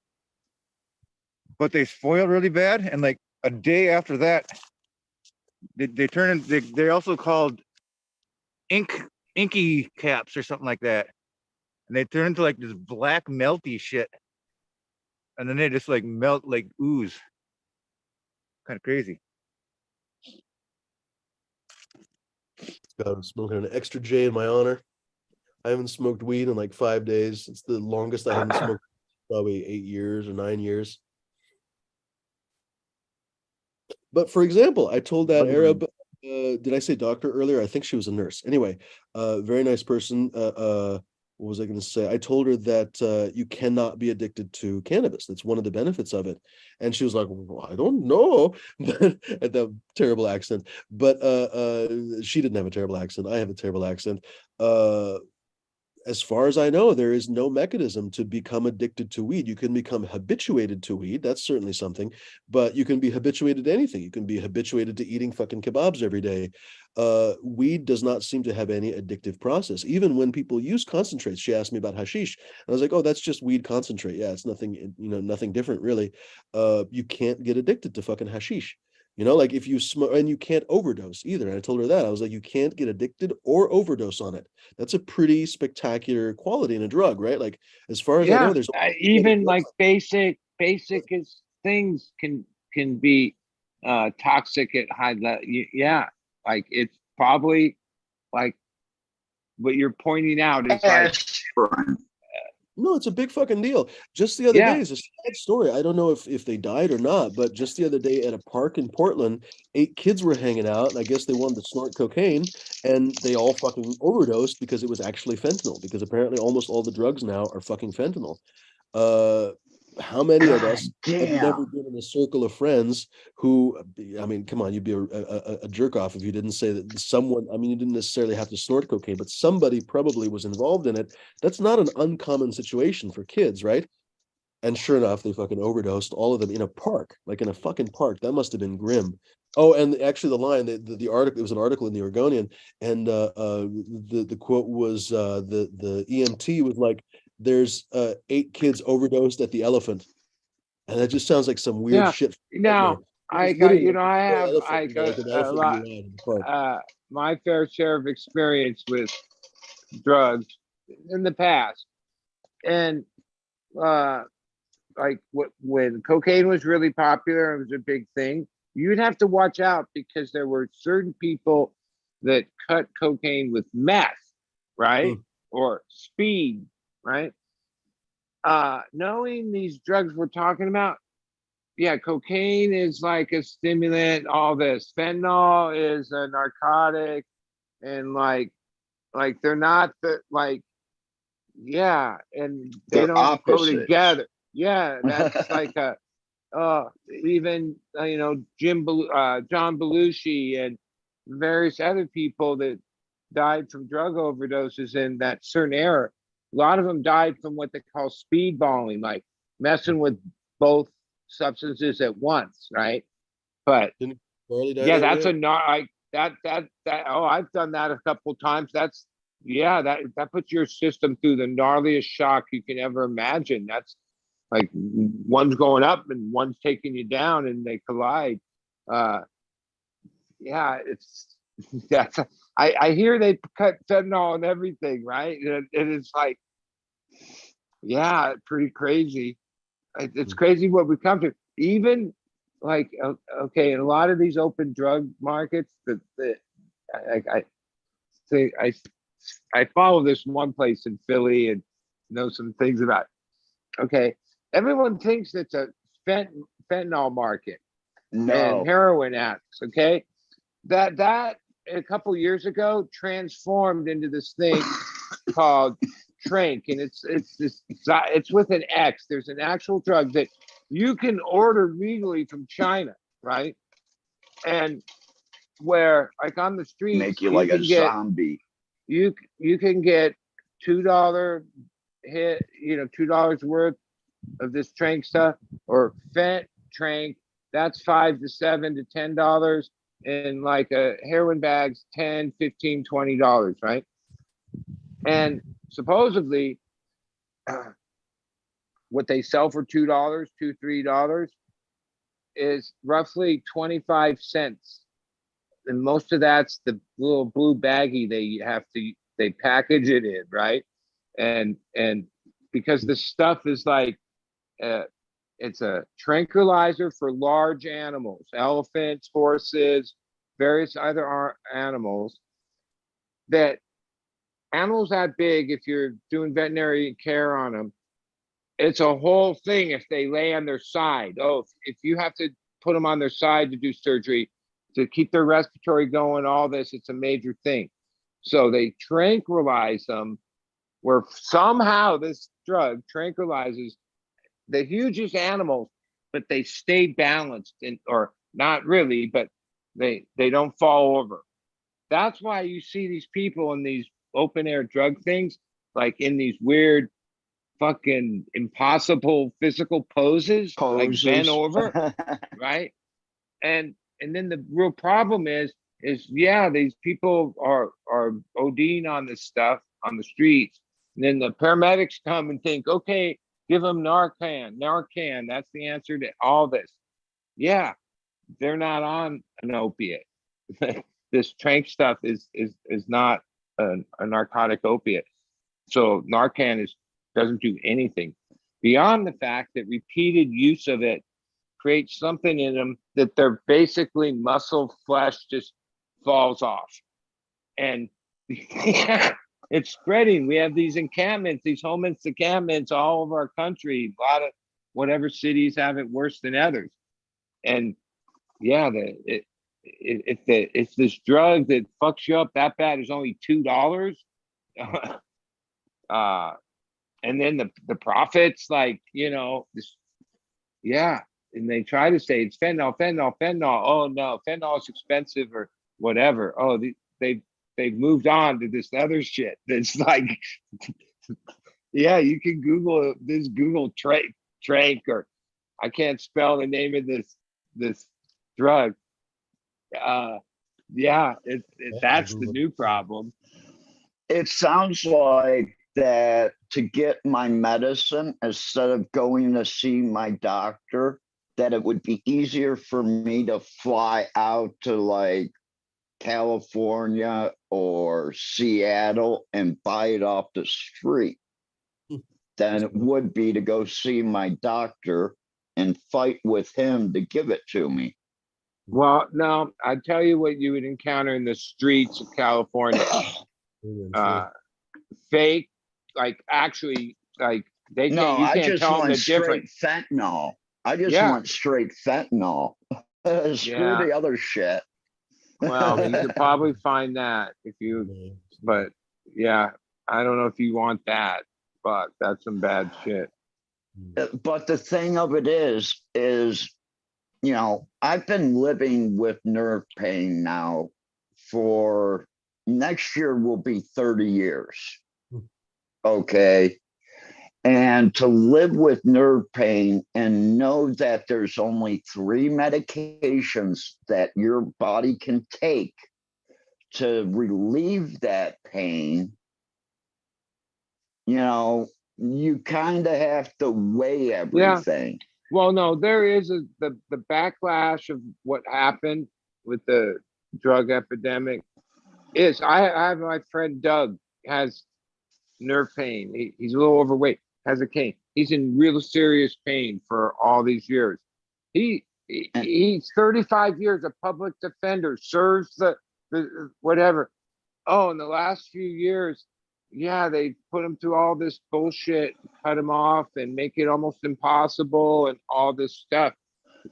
Like I realize in that he's like like you're saying, like no, like a true victim of pain needs pain management, right? Legit, right? Because they just started making money and made like pill mills, and every doctor was just writing scripts for anybody that said they had pain and abused the system because some people made a lot of profit.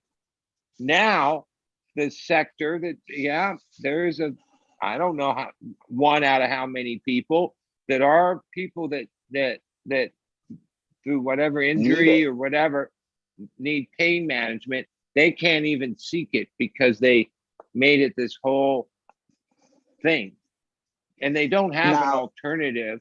None of the other, I don't know the names of it all, but the things they say, well, oh, take this instead, doesn't do shit.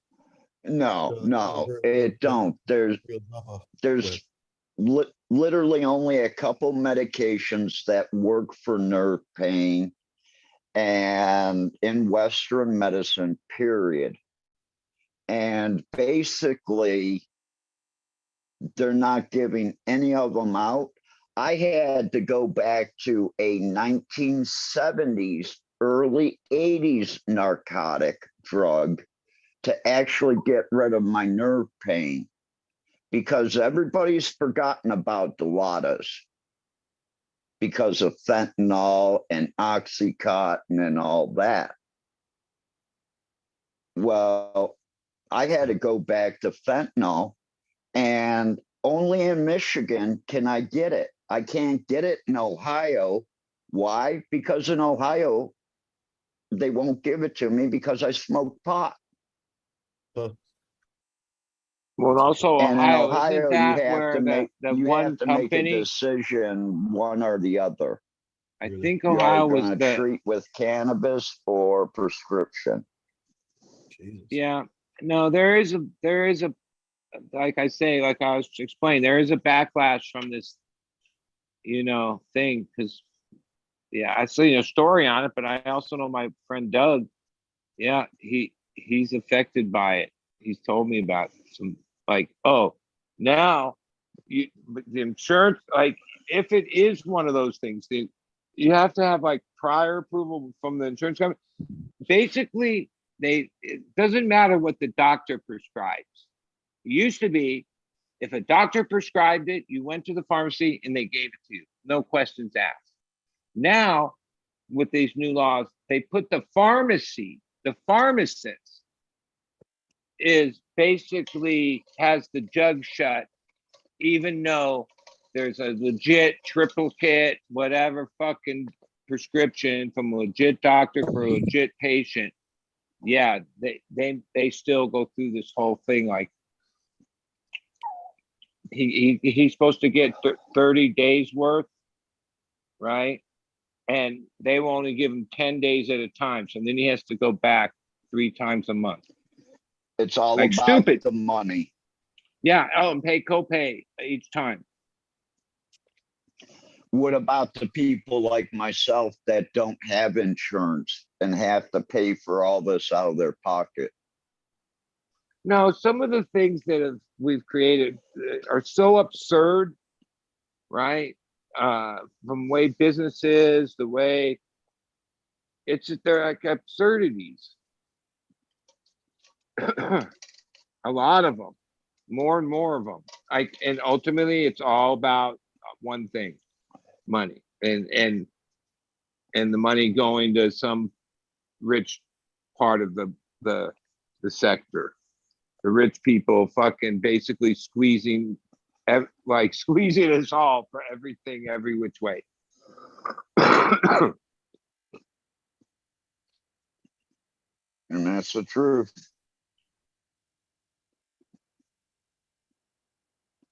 So I'll be in Cambodia on Friday, my Friday.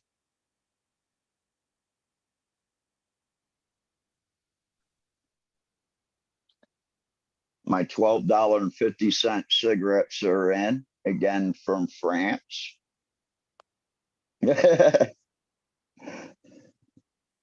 Parisians or something? No, they're actually a lower nicotine cigarette that I really like smoking. They're not hard on my throat or anything like that. And I kind of feel when I smoke them that, I am cutting down a little bit, cutting back a little bit. It's still stupid. I know I'm still smoking, but I was gonna say, I think I remember reading that light cigarettes are actually worse for you because you end up smoking more of them. Well, yeah, I'm going to tell you, that's I true. smoke Winston Ultralights, right? Which Oh my around God. me, there's only a couple places that carry them, and sometimes they don't have them. And then I'll buy the brown pack, which is the light, right? Which is really strong to me when I smoke it. Like, right? I was going to say your logic. Mine goes the other way because sometimes I think if I actually just smoke the stronger cigarette, I smoke way less, right? Like what Fumi's saying, yeah, the You lighter do. cigarette gets you on this thing where you're like, yeah, because if it was the stronger cigarette, I couldn't smoke like back to back to back to like I smoke too much. I know that. Yeah, I think I'm on. This logic is probably right. But like I say, those when you smoke ultralights for a long time, yeah, even a light cigarette is like heavy. It's strong. I'm gonna say I'm gonna go outside and smoke a cigar. I don't have weed here, so I don't know, just to replace the experience or something. I've been buying cigars. I like cigars. They don't have any cigar shops here, so you just kind of have to get whatever they have at the grocery store or at the corner store or whatever. But it's kind of funny. I haven't really smoked that many cigars for many years, and these are light enough that I end up inhaling half, and I get like woozy. I get wobbly and woozy. I have to sit down afterwards. Like, it's kind of funny. It's still, it really amuses me. Like, I have basically no interest whatsoever in smoking cigarettes or anything like that. Like, the experience doesn't appeal to me anymore. And every time I see, but there's a ton of people here that smoke. Like, smoking is way more common here. You guys would love it. People smoke like at restaurant patios. I think even in restaurants, people smoke all the time here. But Yeah. every time I see them, I'm like, fuck, you probably think you're getting the experience that a joint would give you. I don't know. They're not thinking about a joint probably when they're smoking a cigarette, but it's like, in my mind, I'm like, you probably think you're getting this amazing 20-minute relaxation or whatever, blah, blah, blah. And smokers, I think, convince themselves that that's true. But I remember, I used to smoke too. And, I used to smoke hand-rolled cigarettes and whatever, like all kinds of fancy pantsy tobacco and stuff. But the best cigarette you could find in the fucking world, I don't care if it's like literally the Prince of China, the king of the fucking, I don't know, Prince of fucking Brunei's personal cigarette stash, it's still not going to be as good as a mediocre joint, right? And like, that joint is going to take you somewhere. Like, even if it's Right. just And there's like It'll take you you brought it up earlier with what you also said about cannabis.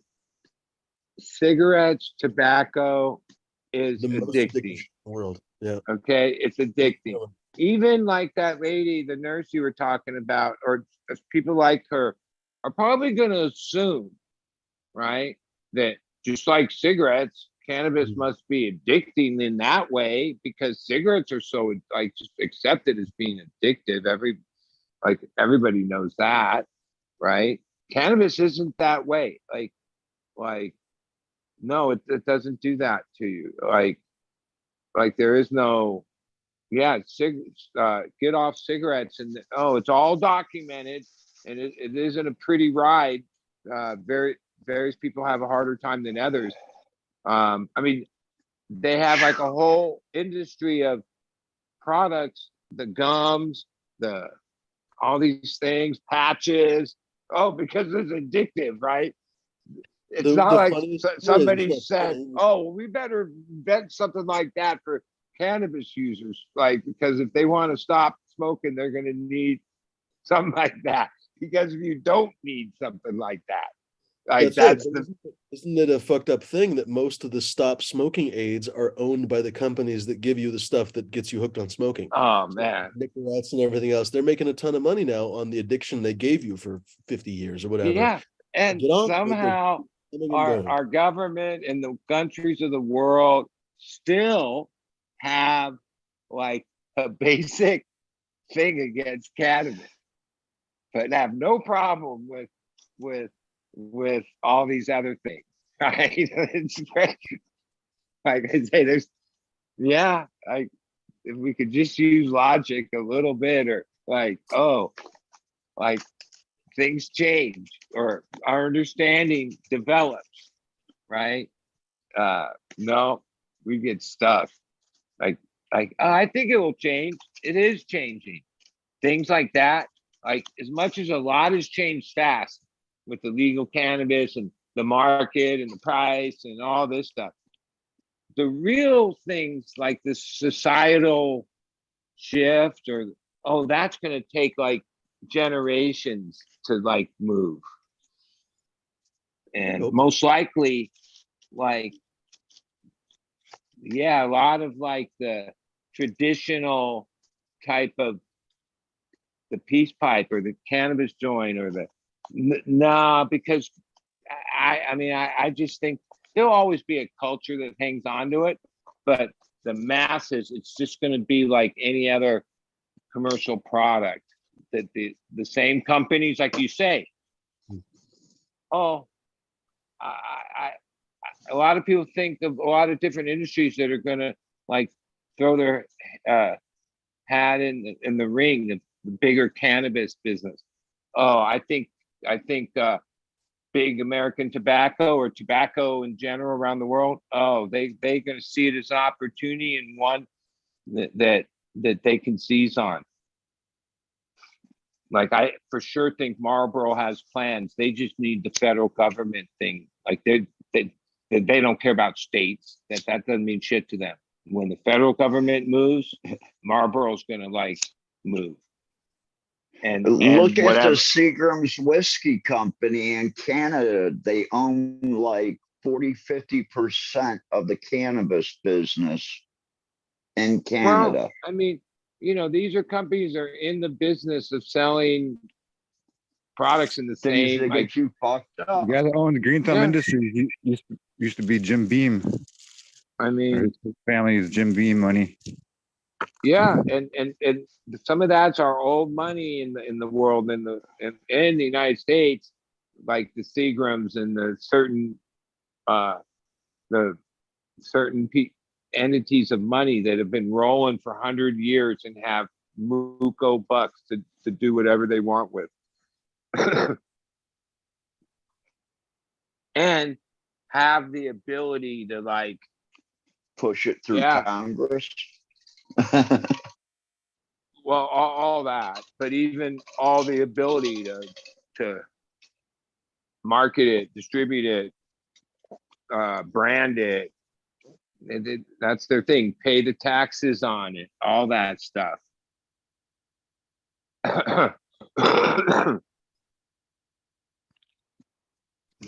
Like I don't know, Yeah. because I googled a bunch of things, but like when it comes to the descheduling, scheduling, or lower scheduling, okay. The reason that the FDA doesn't regulate cannabis or have anything to do with it, why there's no standards, there's all these things, is because it's Schedule 1. But 2, 3, 4, 5 are all designations that the FDA controls everything because it's a medicine at that point, right? So 100% for sure, if the federal law changes and they lower the schedule, the FDA, right? This gigantic bureaucracy that you can't hate on them, because the reason you can buy things and trust that it is what it is basically that system, right? Right. Otherwise, who knows what you would get at the store and canned food and prescription drugs and everything else. So in Obama administration, they passed this thing that gave the FDA it's this whole bill, but it's called user fees. It was basically mainly for the tobacco industry, but it designates that they can tack that onto any number of things, right? That have like a detrimental health or cost. It's for them to raise some money of their own to make the product pay for the regulation of it all, which when the FDA gets in, it's a huge bureaucracy. It costs fucking hundreds of billions of dollars a year, right? Yeah, tobacco, it grows like from 2011 to recently. You can pull up, just put FDA user fee. You can read all about user fees, right? Tobacco pays like not 900 million for just cigarettes each. To chew, another few hundred million. That's not the taxes. That's not the tax stamp and all that money. That's this user fee fund, right? And there's other things. 100%. This is a no-brainer that if the FDA takes in cannabis, they're gonna first thing they're gonna do is go, well, okay, what's the user fee for cannabis? Fuck. Right. And then there'll be this whole other tax beyond that. The states aren't going to lower their taxes. Right. Like even when you were talking about fuel tax and all that, feds is less and each state is more, depending. Uh, yeah, so if like we're at 30% or whatever most states are leveling off at, the federal tax, the FDA fucking tax, user fees, oh, where's it going to end? 60, 70%? Like, 80.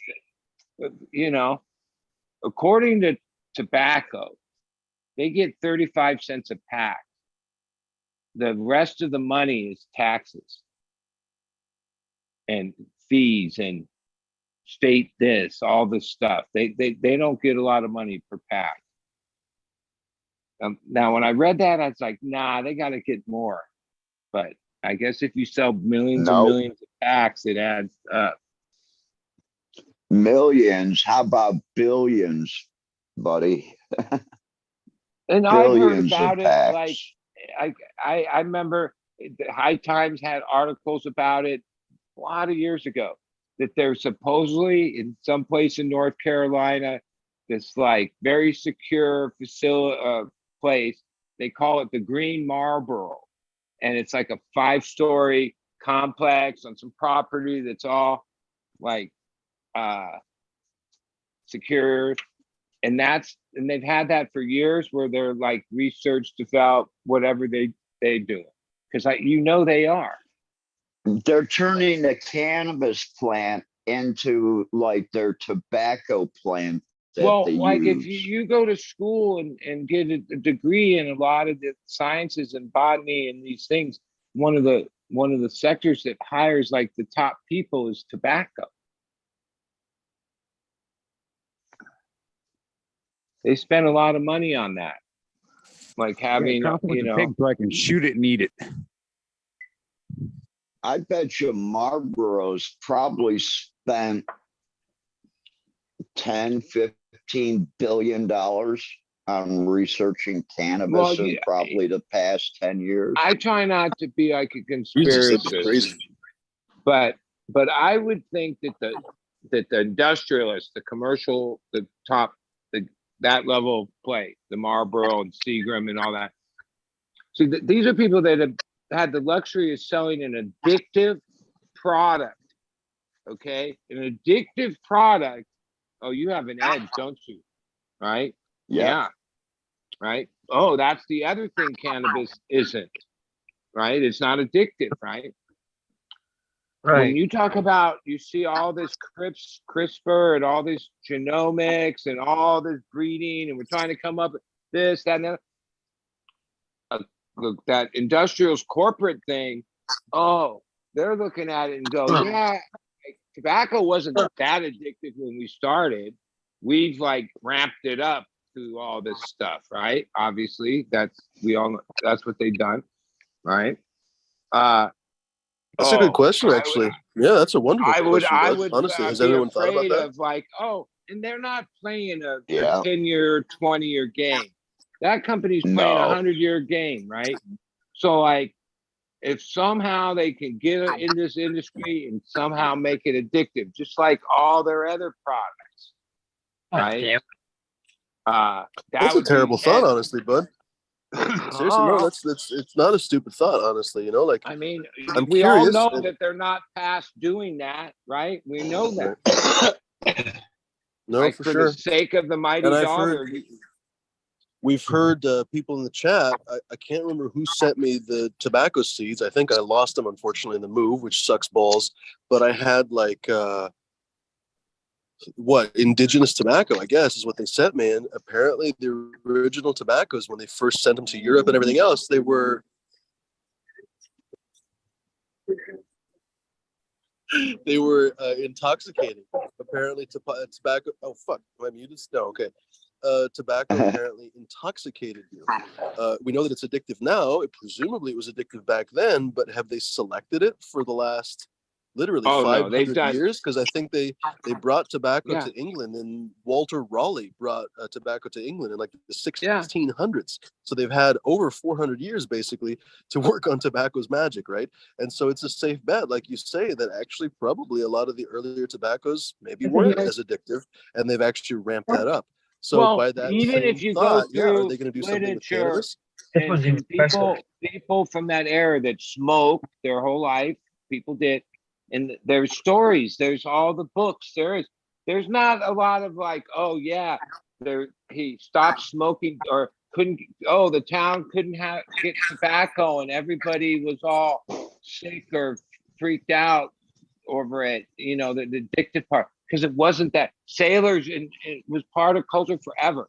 Only in the last so many, like, 100 years, whatever, they've ramped it up.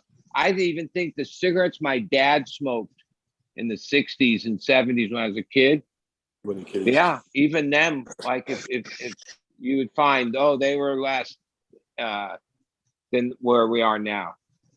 Yeah. Because like you say, like you were pointing out, they also own this other industry, all the things that are kind of necessary. You can cold turkey, but patches or gums or something, like if you're really serious about it, you do need to kind of like wean off that shit. It's pretty gnarly, right? Yeah. I mean, I wish I've tried, I've gone sometimes, and yeah, it's nothing nice. It's an insidious addiction. It's like weird. Like It's the almost other 420. addiction I had was like a life or death. Well, it is life or death ultimately, but I would go like a few. Oh, tobacco's killed a lot of people. Arguably, it killed my dad. Yeah, From the mine years too. of smoking. Yeah. My grandpa for sure. So I mean, it's not a stupid point. It's not a stupid question. People have brought this up before, kind of in a abstract way, but when you think about it, the tobacco companies have every incentive to get you hooked. They don't want to just sell you a product. They want to sell you a product every fucking day. And that's how Marlboro and Camel and all those companies, Winston, I guess they're all owned by the same people more or less now, but that's how they made fucking gajillions of dollars, basically. By same thing with Gillette, basically, by getting you And to buy a even small what do you product call regularly. chewing tobacco or all that? That's a Mhm. huge, like, I don't do that, but that's just, it's not like, people that chew, it's less addictive. No, those things It's are more No, fucking addictive. that's more worse. addictive. Mhm. Right. I think Well, I think it's apparently worse worse. for you too. Yeah, you can lose your jaw. They can take your friggin' jaw Your out whole and shit. throat and everything. Yep. Yeah, your Now, No, I've tongue. met people that smoked or now, chewed and got fucked because of it. Oh, fuck that. back to this thing, the user fee. The user fee is really the money that more money, because that over the years we keep putting more money. The government basically already knows all this about the cigarettes and its effect. So this is the money to supposedly like counter that, like, so that there's healthcare, whatever the fuck. It's all big bullshit, right? But that's because they know it's addictive. They know this, that, okay, well, you still sell it. Now you pay a user fee, whatever, right? Cannabis doesn't even fit into the thing, but I know how this situation works in this.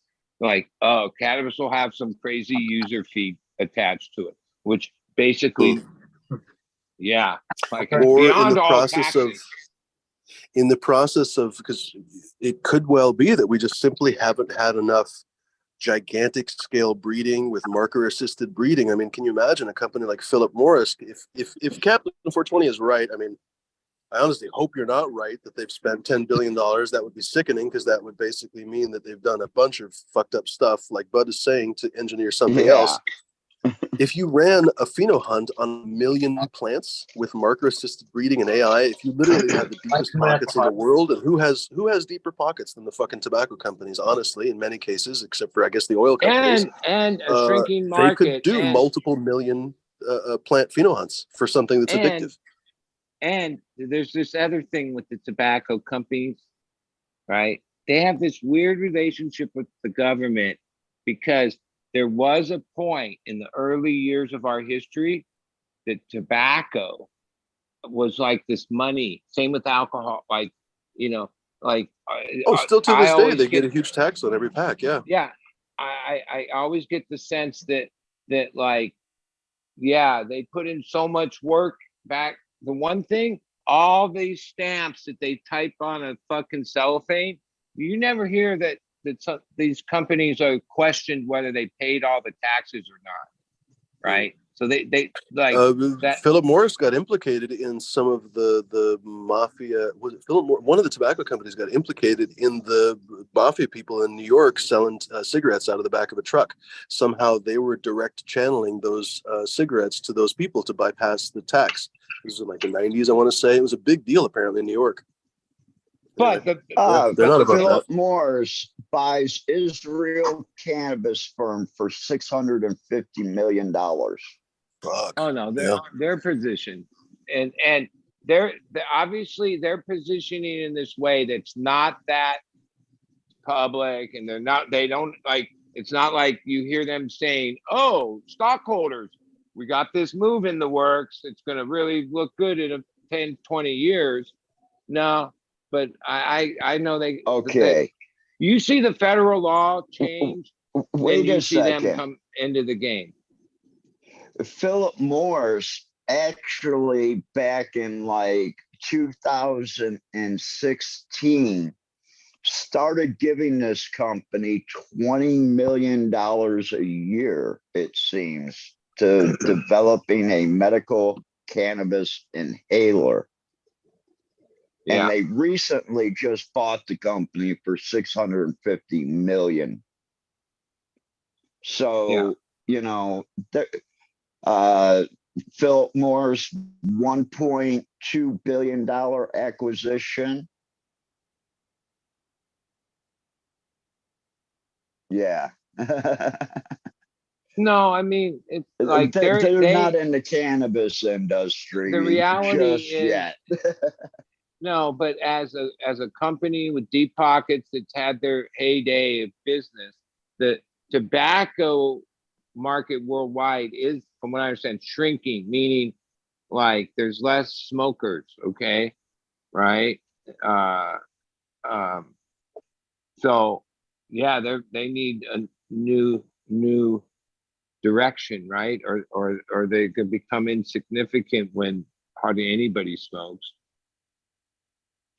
Yeah. I don't think that's true. I think basically the tobacco companies said, well, for example, everybody here smokes. Almost everyone, Yeah. all the hotel staff, everybody here smokes, and cigarettes, not weed or anything. I never smell weed. I swear to you, I never smell weed.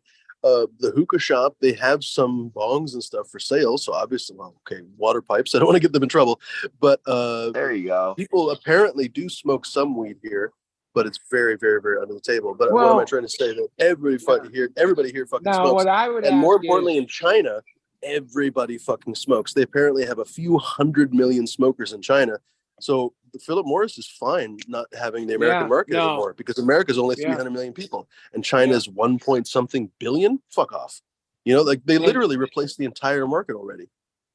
even in my travels in the United States, I live in California, basically between Bay Area and Southern California.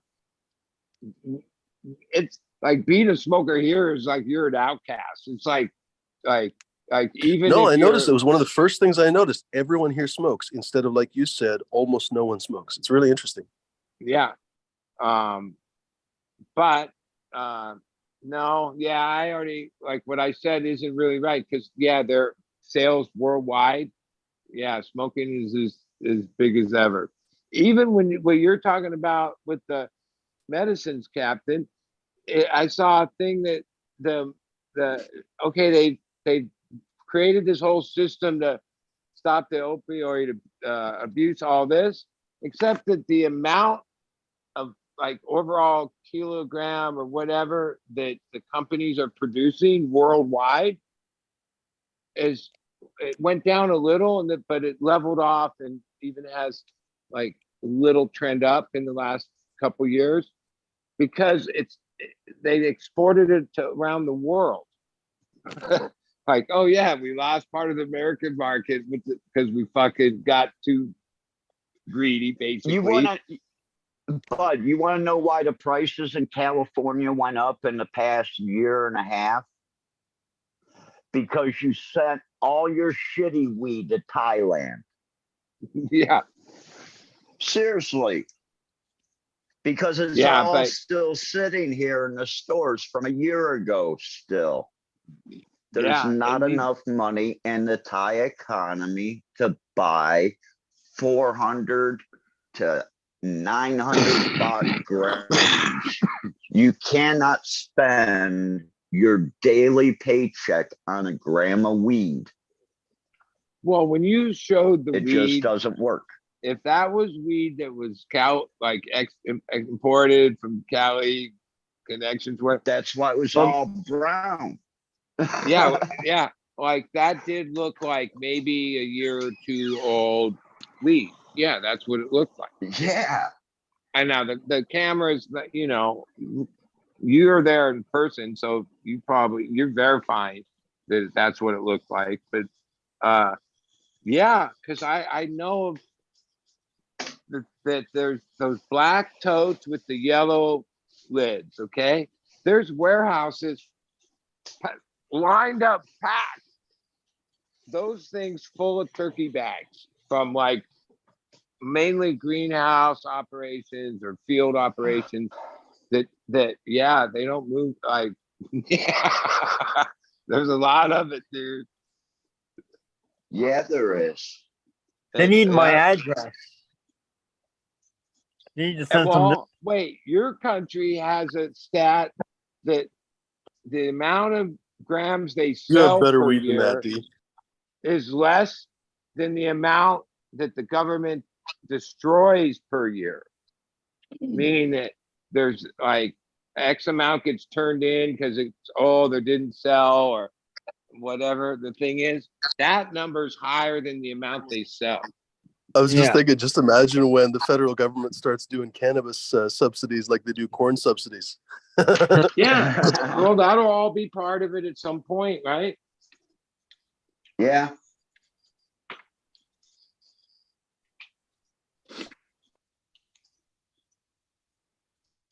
I could see that.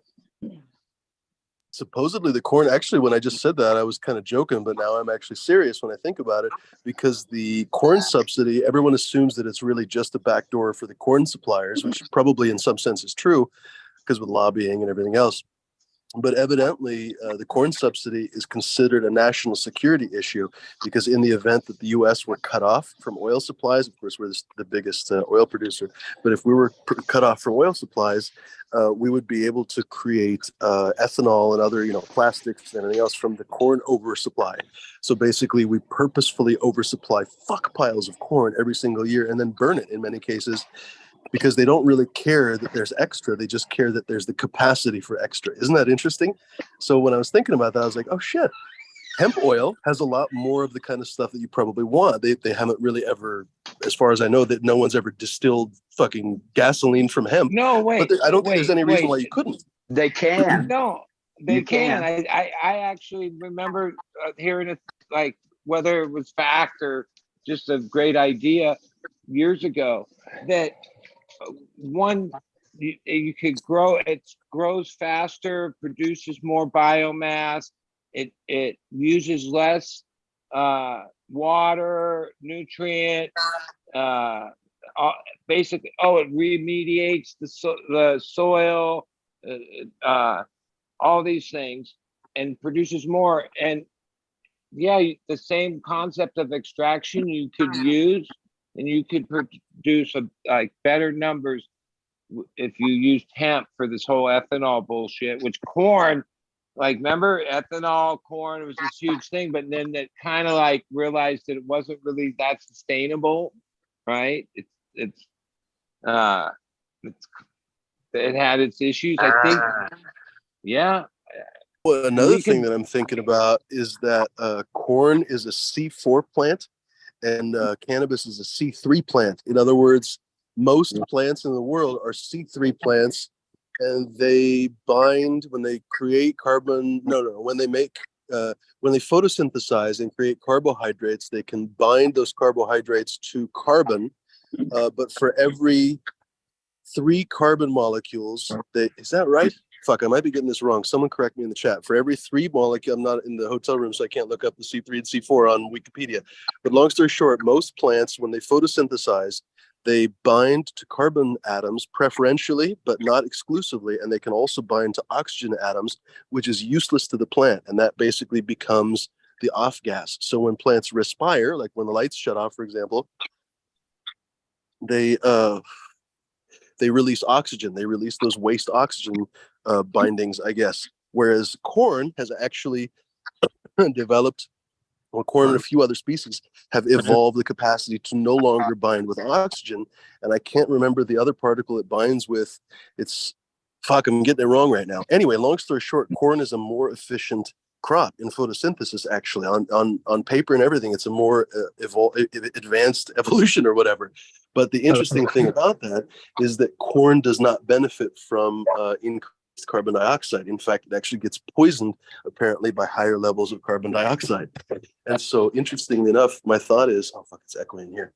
My thought is that corn cannot necessarily benefit from rising carbon dioxide levels in the atmosphere, whereas cannabis could. So ironically, that corn is more efficient. It will become less efficient as global warming increases and carbon dioxide levels increase. Because now, of course, the ppms are at like 400, right? They used to be 200, not even that long ago. And in our lifetimes, we see the carbon dioxide ppms gradually just creeping up, which is great for cannabis. I started buying CO2 metering and running CO2. Been a lot of years. We used to in my lifetime, and just whatever, 300. The first one I bought, yep, it was 300. And then I remember how many years I think it was at 360. It didn't go at 350, it went 3, and then so many years ago, and now it's 400. Yeah. Yeah. When I first got my first CO2 meter, we were calibrating them at 300. Be interesting.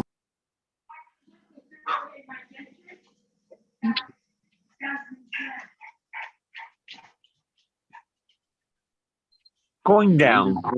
Cheers. Someone's still internet procrastinate.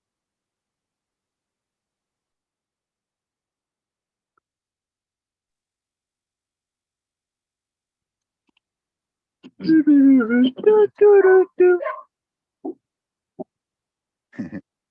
little bit of music. Always fun.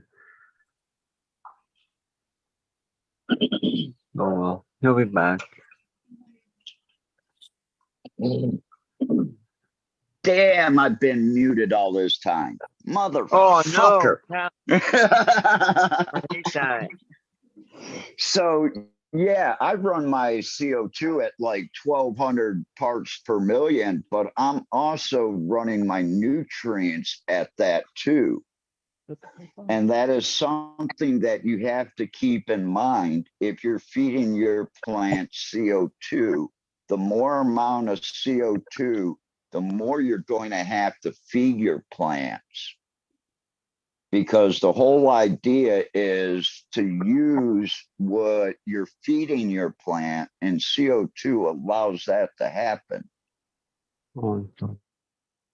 Yeah, and all things, your VPD,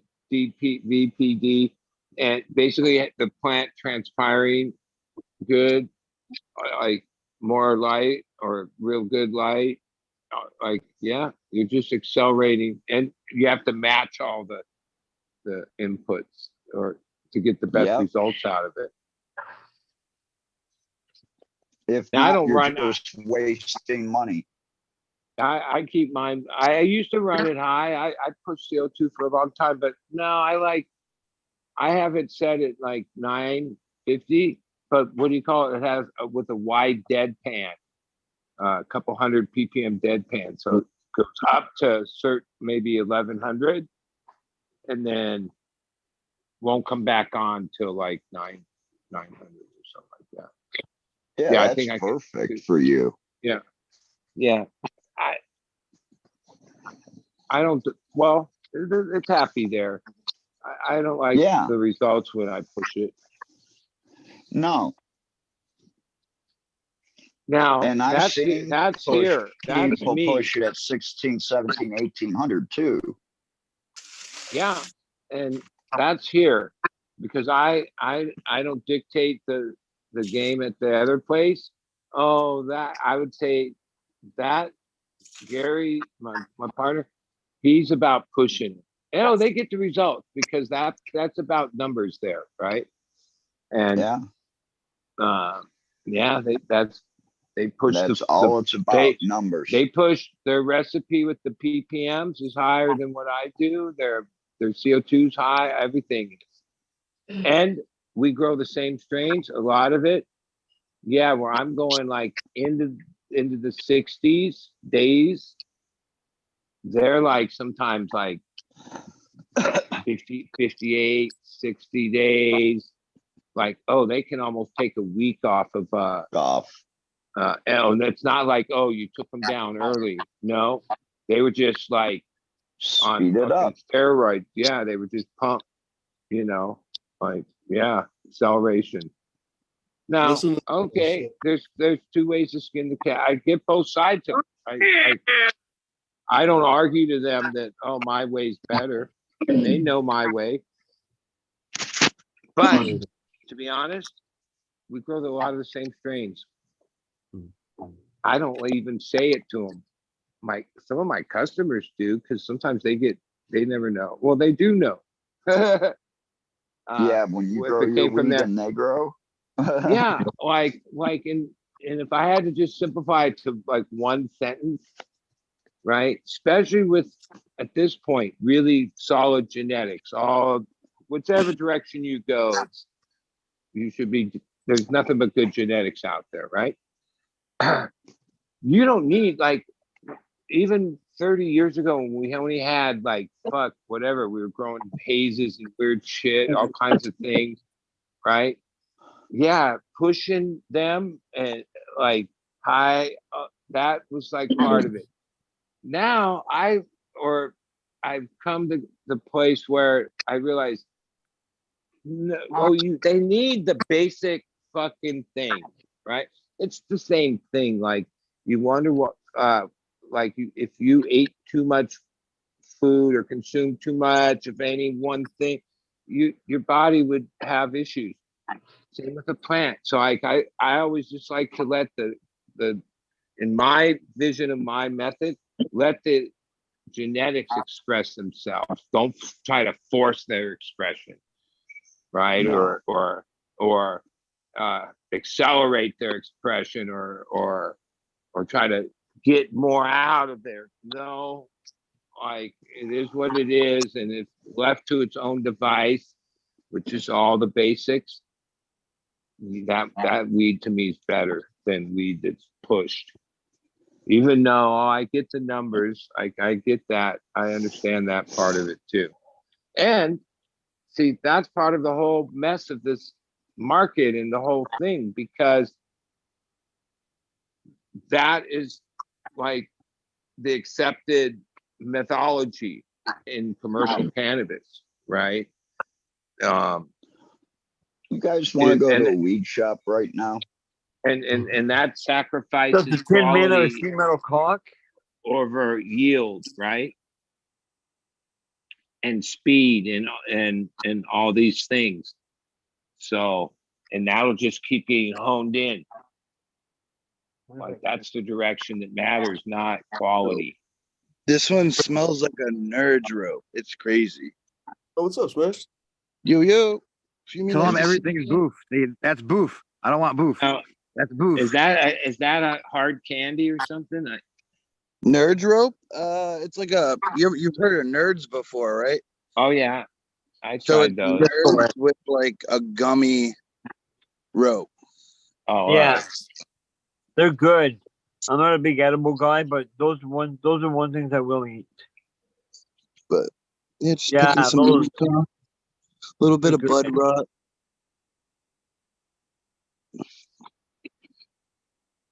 So it's like 4:30 in the morning here. You guys want to go to a weed shop around the corner? It's Does open? does the Tin Man have a Open sheet metal cock? 24 hours a day. Nice. Now, other than you coming there now, how much business do they really have at this hours, or is it a nightlife is a thing there? Okay, I was there when I learned about my friend passing away. And I was there from basically midnight until 7 o'clock in the morning. And I watched them sell probably 3,000, 4,000 baht, so $100 in between like 2 a.m. and 4:30 a.m. Oh, let's go. And just out of curiosity, is this the youth that were the customers, or is it all Yeah, walks of life? nope, it's all youth. Oh, youngins. I am considered like, Elder. let's put it this way, when I walk in, they treat me like a king because I am an elder. And they also understand, because I've sat down and I've talked to a lot of growers there, that yeah, I kind of know my shit. Well, I mean, the average So I get a Thai, lot of the I get a lot of average Thai respect. youth must just know very little, maybe some stuff from the internet, maybe some from friends, family, maybe a little bit. Like, I'm yeah, they talking must be. I'm talking to farmers at this shop that are a tweak or two away from like nailing it. Yeah, A tweak well, or two away from just nailing it. There are some excellent growers here. Yo, They're falls and just I mean, that would seem like, yeah, with the way this went down, and it's what, just a year and a half later, or not even that, and it being this new thing. Yeah, I imagine that there's these that it like, yeah, not every, well, some people start off and everything, they dial it in right from the gate. That's not unheard of. no, But no, I did. usually there's like growing pain, or oh, you might be able to pull off a crop or two, but like dialing it in your environment, the harvesting, the this, the workload, the trying, the strains, uh, um, that takes a few cycles and some time, like especially at scale or mid scale. Yeah, that seems.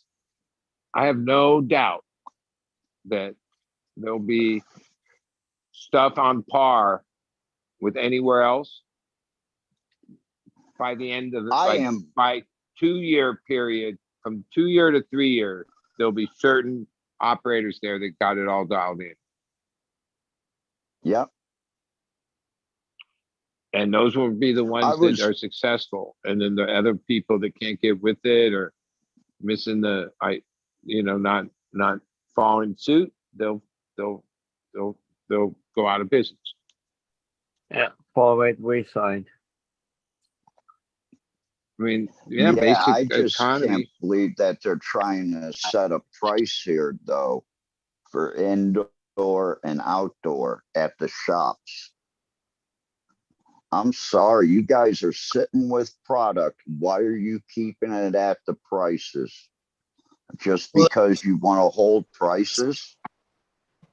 Well, Everywhere okay, outdoor cheaper than indoor. but wait a minute. You're already saying that most of the customers are youth, right? So that's a different customer than you in the way you think about what you just said. Where the youth, Well, it's just, yeah, they're not going to bring up what you're saying, right? What else, yeah, man? I can see why the growers are making it like that, but ultimately, yeah, most likely that method will fail in the long run for one based, like, ultimately supply and demand, right? I can always and get that's light depths cheaper that I can get indoor. It's always been like that. Well, I can yeah. get it cheaper too. I mean, right now, import is 60,000 baht a kilo, which is less than $2,000. And greenhouse is 25,000 or 20,000 to 25,000 baht a kilo.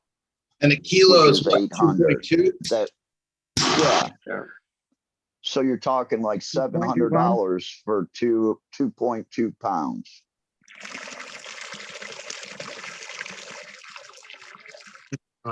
Well, that's the going rate over there. Then the next thing is who you know and in the supply chain. And are you Those well, are the low wait, prices. the point I was going to make is, are you getting like this year's?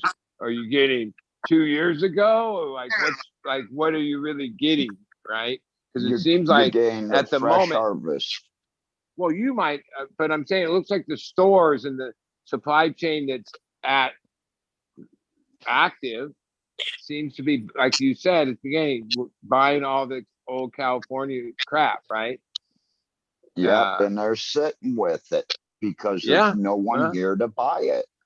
yeah, yeah. I'm And sure a lot my of deals friends, went down where, like, yeah, at the beginning of this, some California movers and shakers like made some sweet deals and moved somebody's product that they got on the low and well, got it over see, there at a high, and now it's not all you know, greenhouses even worth coming to market. You know what I mean?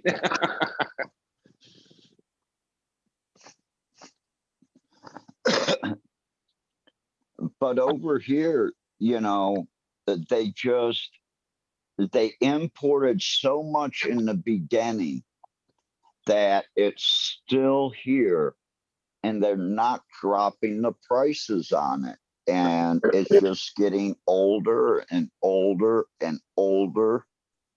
They're fighting about my friend's store here in Chiang Rai.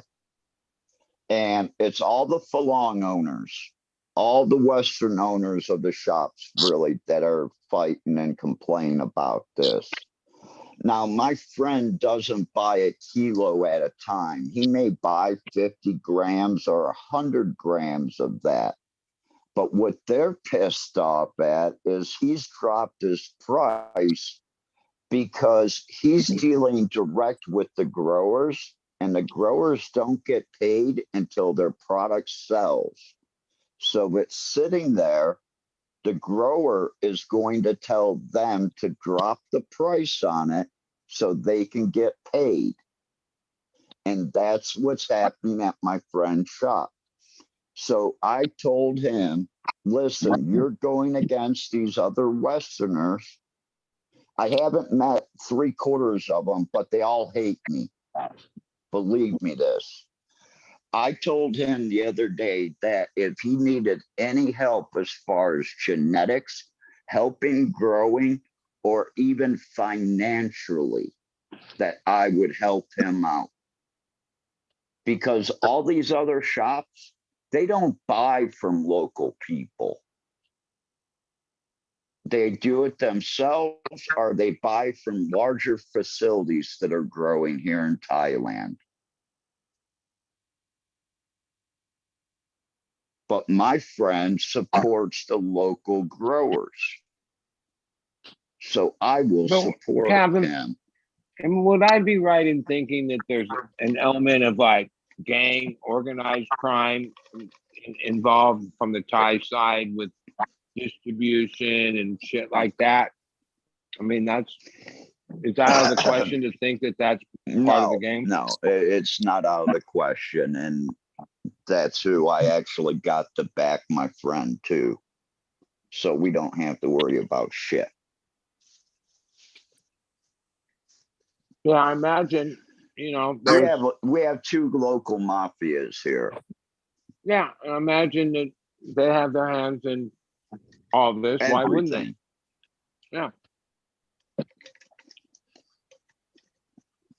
one of the head guys is in the local government. How's that? There you go. And Well- he's not in control of this, but he has a say in the cannabis, what goes on in the whole Providence.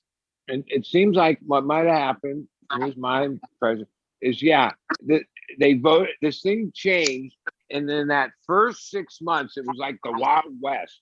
People from here, there, everywhere, all this. 9 months.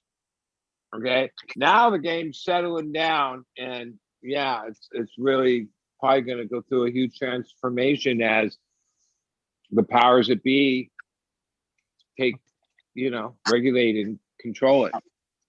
Well, the Not all of powers it, but most of it. powers that just came to be actually want to do away with all of recreational cannabis and just go back to medical cannabis and then plan all this out and then do rec. Okay. Yeah. They But do you see think- where everything was unless they by were the gonna, last like- government was skirted around to cover up other things that were going on here in Thailand. Yeah, but you really To think you can let appease the the cat? people, they gave them cannabis. You really think you can put the cat back in the bag? In a kingdom, yeah. You want to go to prison? No. Okay, you stop growing today. Yeah, I How's guess if they that? have that kind of authority, like, Yeah, they have that authority. yeah, They well, can walk into my house right now and tell me I have to leave the country right now. as much as like the authorities here think they have that kind of authority, they don't have that kind of authority in the United States. Maybe in a couple. Yesterday, my county board of commissioners had a public meeting on like a referendum of the the moratorium they have on our new marijuana laws.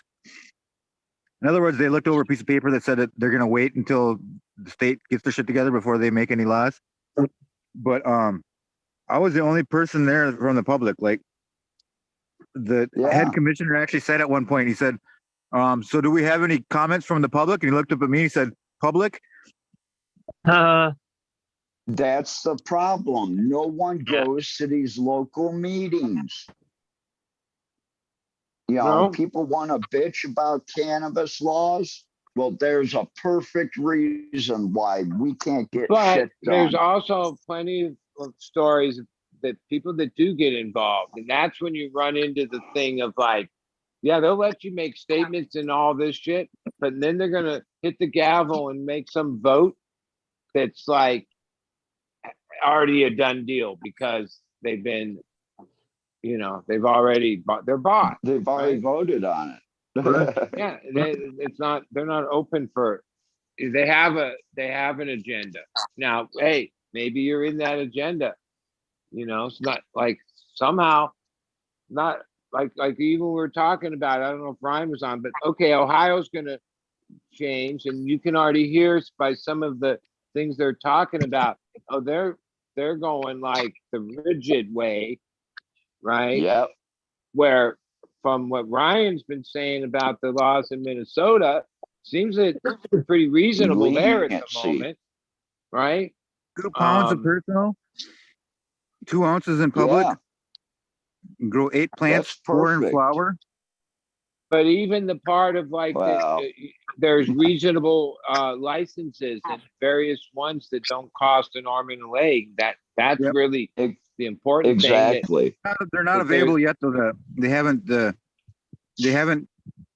made the marijuana commissioner, the whatever state board is going to cover cannabis. But well, once they get that, so it'll be like almost a year before we can actually apply for or get them. yeah, and what happens in that year is all this opposing thing with all their fucking corruption and bullshit. Yeah, so right now, so Like there must by be the a lot time of they do it, it's already all the cannabis fucking companies and money and lawyers and players. well, They the native just tribe bounce here from must state to States. It's like an MSO thing at this point, right? The native tribes, they- they must have some people in Congress because the only place that you can actually go and buy weed in Minnesota right now, you can buy edibles that have THC, but it's like up only 50 milligrams per serving or something like that, or per container. We can I forget what it is. preserve. But in any Let's case, put it this you way. can go to I'd an be Indian going reserve to and buy that. it right now. I'd be anywhere in the going state. to the reserve to buy everything because it's all tax free on the reserve. Everything. Yeah, the reserve. They also have their own laws, police. Yeah, courts. they are governed by themselves. They are an independent Well, nation inside My the sister's a United social States. worker. My sister's a social worker for a county, and she actually goes to their, because they still get their government money too, or their county money or whatever. Because well, wait. Yeah, we screwed In them our so many country, all the time. The Indian reservations and the Indian lands, I know Yeah. that even though they are sovereign, the feds have like this ultimate like law Jurisdiction. on their land, and so at times in California, yeah, there was a lot of play with same thing you're talking about. Indian reservations that had things for sale, had grows going, all this stuff, and then yeah, I think the feds like ultimately once the federal law changes, it'll open it up, especially the casinos that have like other there's federal monies and all this stuff that's at play, that if you don't go along with the program, you could lose. It's pretty. So the casino in Seneca had to be so far away from a dispensary. Check this out. And That's so what funny they- you say Seneca. Why, you gonna go My pick me mom up some smoked- cigarettes? My mom smokes those now. Yeah, I she loves started those. at I don't know. $9 a carton. The reservations are cool. Like, I was talking to Green Goddess about, she works on a reservation, and she says it's pretty much their own thing up there. Yeah, That's in It's awesome. Canada. They call that. And was gonna say, they make if it is a tribe attached to a casino, they put away money until you're 18, then you get some of it. I was actually just watching this. Some of the casino Indians are making good money. no, over here, like there's Pachanga and Paula. Pachanga is the most successful one. Once you're 18 and have a diploma, that's the other key. The last few years, your monthly money is between 18 and 22,000, depending on the profits of the casino every year. Yeah, Yeah. and not You're all making casinos $250,000. are Holy that shit. are that have that much income, depending on their locations. But yeah, it's yeah. It's crazy. The Up here are all trailer Paula houses and Reservation, which is the other big casino, they're a little further out, so it's not. They're in like the 10 to 12,000 a month over 18. And okay, Pachanga is, they don't do DNA. Paula, they do DNA, right? And you have to be a certain percent this tribe, right? And because it dates back like 100 years, I think it's the Cherokee or one of the other major tribes in the country. They're like at war with them, okay, from like fucking 150 years ago, this little ass tribe, right? And so if you have any Cherokee blood in you, you're denied. They basically, and my fruit stand was technically on reservation land for 17 years, so I knew a lot of the Paula reservation. There were lawsuits where families that had been living in that valley should totally be in the Paula, because the more people they keep out, the chief who controls it, the more people he more keeps money. off the more money for the people on it. And you can always spot the moms, the Indian moms that are on it. Oh yeah. Like they don't just have the average 2 kids, you know, six is normal around there, I think. Because as they get 18 years old, boom, boom, boom, boom. Yo, is Mohegan's Son an Indian reservation one? Yeah, and Yeah. that's probably one in the country. That might be the biggest one. Yeah, Oh, the no. Indians that are Mohegan Son, there's the tribe and there's a chief, and I guarantee all that's going on because that's the deal. It's a reservation. Yeah, those like they might be getting fucking 50 grand a fucking month. I don't know, right? Because the more casino makes, now that's good. But as a person that lived in that community, and I gamble, and I know the parking lot at casinos, and I know the stature of most people in Vegas, right? The Indian casino parking lot, you'd be like it wasn't like no, it was like these cars were barely run cars, right? The people inside, right? Because it's the local community. So like most of it's not like Vegas. Like Vegas keeps stats, probably Atlantic City too, of the percentage of Nevada citizens that dollars gamble, which is relatively low compared to the tourist dollar that comes in. Because if you're trying to have a city and society and everybody there is losing all their money at the casino, well, things are going to get rough, right? So it's important to Nevada that they state these numbers, like 90% of the money lost in Nevada came from some other place, What not are we Nevada, doing? right? Yeah, like for all that money, the millions of dollars that are lost in slot machines that aren't even like, they don't even have to state their payout. Like Vegas, it's all regulated. No, Indian casinos can do whatever the fuck they want, right? They try to be loose because otherwise people will go to the one 20 minutes away. Because like I'm in San Diego County. If I just counted in there's Verona. There's even these little ones, like there's so many of them. There's at least a dozen of them. Some bigger than others. One of them is partners. Really? I just watched a It's called documentary on high stakes bingo.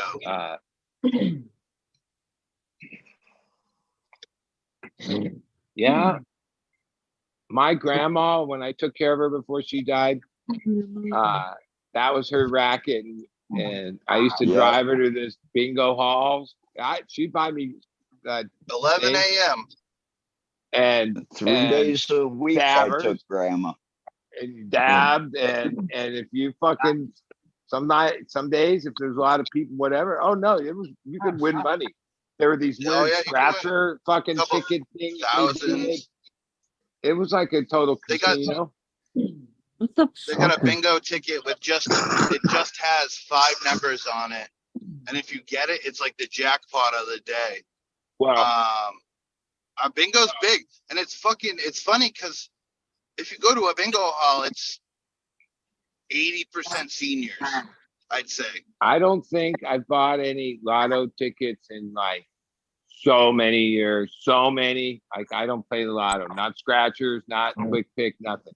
But somehow I watched the story and it was we were at $1 billion on Sunday night and no one won. So now they think it's going to be somewhere under 1.4 billion tonight at 7. And we I bought. We just had $1 billion Powerball get hit. 10. So I spent 20 because it's $2 tickets. Hey, maybe somebody's got to win. It's worth it. I'll tell you something. Yeah, when it's that high. Yeah, that's that. I guess when the higher it gets and the odds even go higher, right? but whatever. Yeah, but even in that, I saw in the news that you're only going to get 478,000. I mean, 478, no, 478 million, Yeah. right? I think Because the get it paid immediate takes like this huge percent, and then in California, the taxes I think are over 50%. damn, that's crazy. And if So Because I so know you were to here. take it like over the reality, payments, and the first 10 years of the payments, you'll actually get more money than the cash settlement. So I Yeah. looked up the cash out amount for this last $1 billion one. Here it was around, I think altogether you would get like 650, 700 million. But that's life changing money no matter what. You know what I mean? yeah, well, but like even in this, and they have this shit like this is just one of the 3 games, and then yeah, who wins is Uncle Sam. Like that, he wins every night. Every time there's a winner, he fucking every Yeah. time, boom, Uncle Sam, Uncle Sam, Uncle Sam, right? Like shit. Think about it nationally. Like, what's the take in the now in our whole numbers of our budget? It's insignificant, but oh no, like they pay a lot of tax. People that win the lotto pay a lot of taxes, especially the big ones. Or all. But if you put that money away right and just let it sit there, some people can live off the interest. Well, yeah, no, I mean, any money's good money, but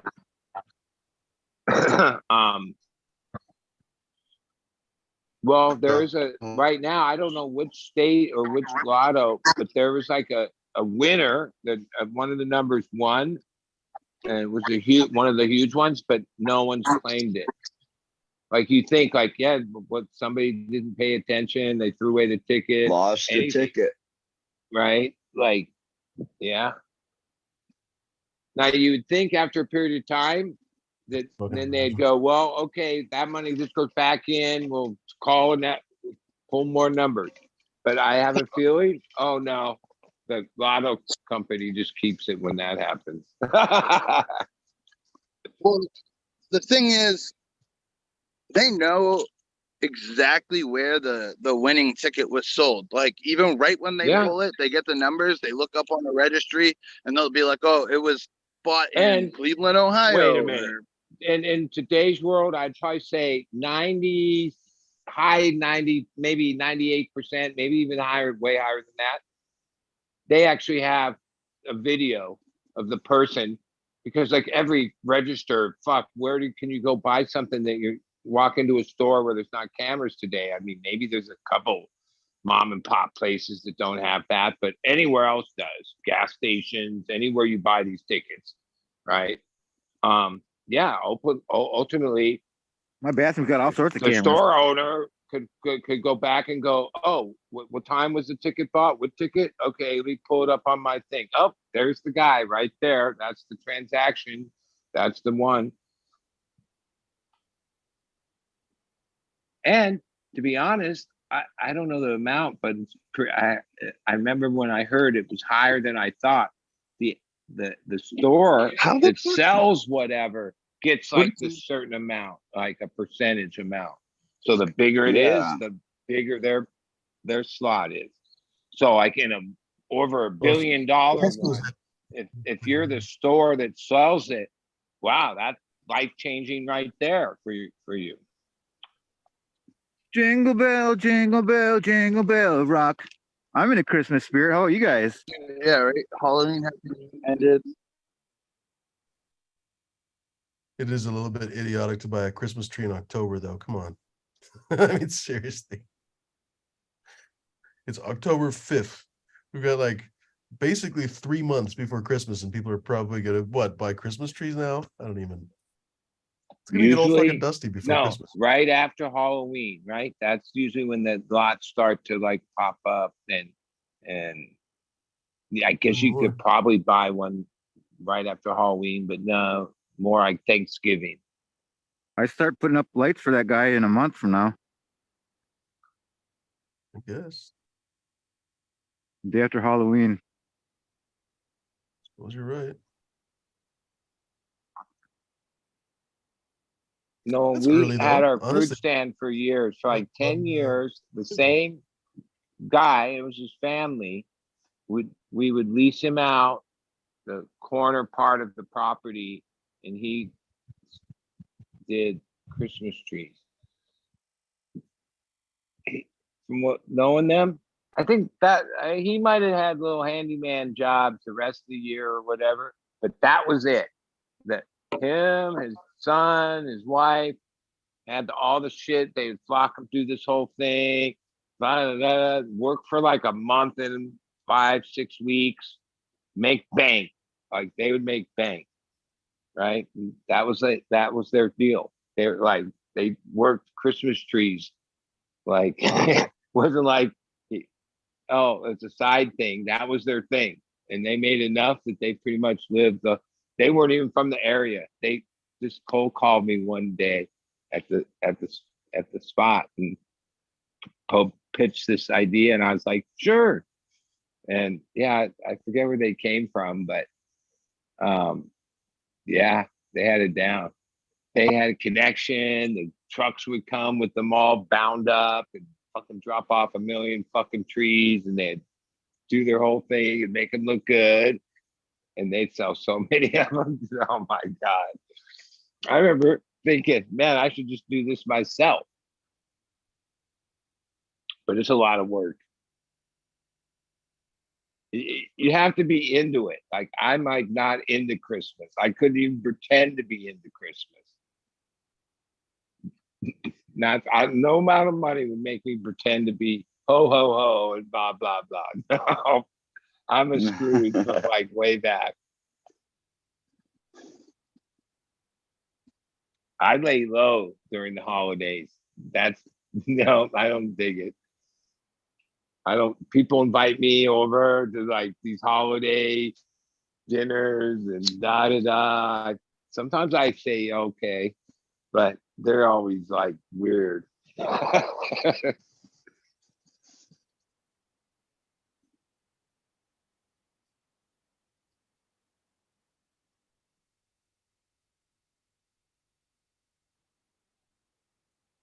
Oh, there we go. Maybe that's your email, D. Let's try that. All right, you said you made a new fucking Zoom. I bet they're gonna. Yeah, I made a new one just to make sure it worked. Let's see. Give me a second.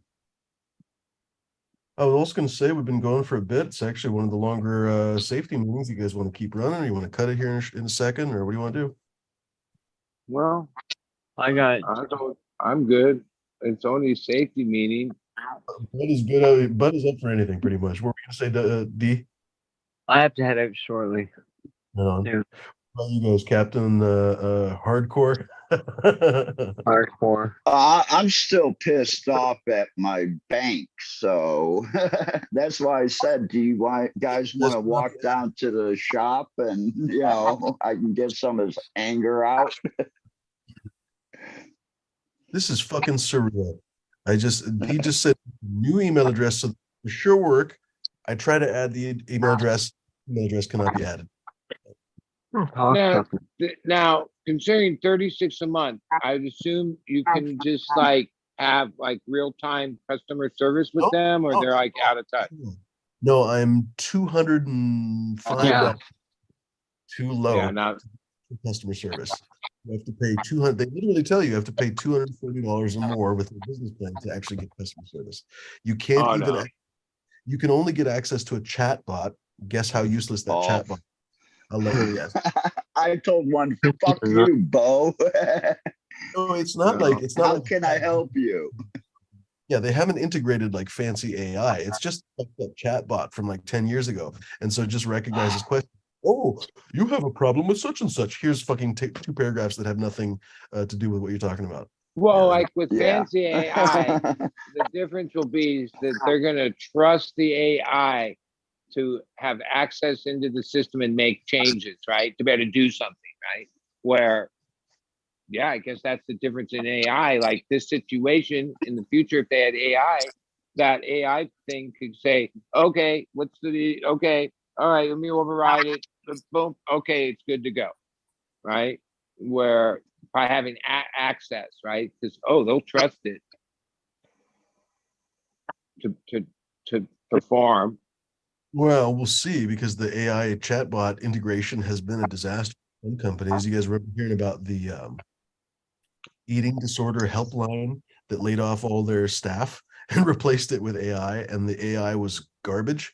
It would tell people that are, mind you, calling like in crises, the people who have what anorexia and everything else, bulimia, and the chat bot was telling them to go on diets, which is literally what you Oh possibly no. do. So sure enough, they had to pull the AI, and guess what? The business went bankrupt, or the helpline shut down because they had no more employees, and the AI thing didn't work. So Okay. yeah. Now there are things that I think AI could be applicable for, but like helpline, mental health thing, people, some things got to stay between people and people. There's no Yeah. way. Like to me, no. Like oh, let's say in the future they Suicide, like a alcohol. suicide. Why not? If it worked, like no, I don't think that's not going to work, right? I mean, maybe in 100 years where people are so used to this AI thing that they don't decipher between that and a human with empathy or whatever, or just a human. Yeah, that would be pretty weird. But there are Yeah, some things that it should be able to do, basic functions. And they'll get better and better. We've only had these public AIs for what, 18 months or something, not even. So they'll for sure get And better. I mean, like ultimately, it would take the company or the to want to implement AI to like do this type of tasks, right? Where at the moment most of the AIs it's capable of that, but that would also be a next step of investment and all that, right? And I'm sure some companies are probably scratching the surface with applying it, but like I assume that has a long way to go, right? It's not going away, that's for sure. I mean, you would seem like okay, airline reservations and all that. It's pretty much, well, I've never called the airline in years. I just do it online. But like Wait a second.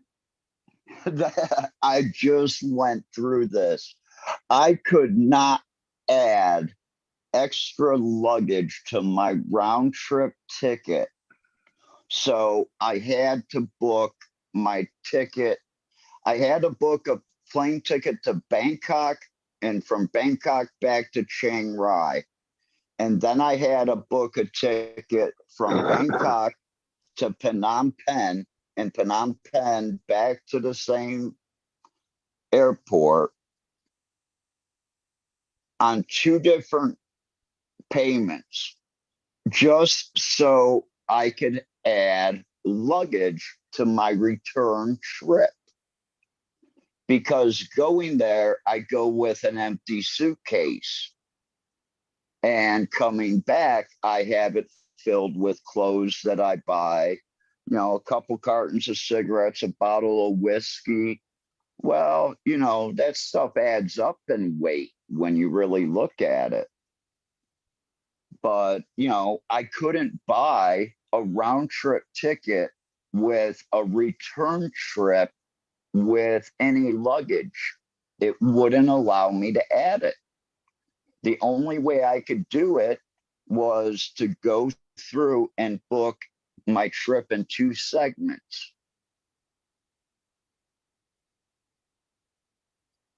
And it ended up costing me about an extra $100 and some to do that. Well, I assume that different airlines, right?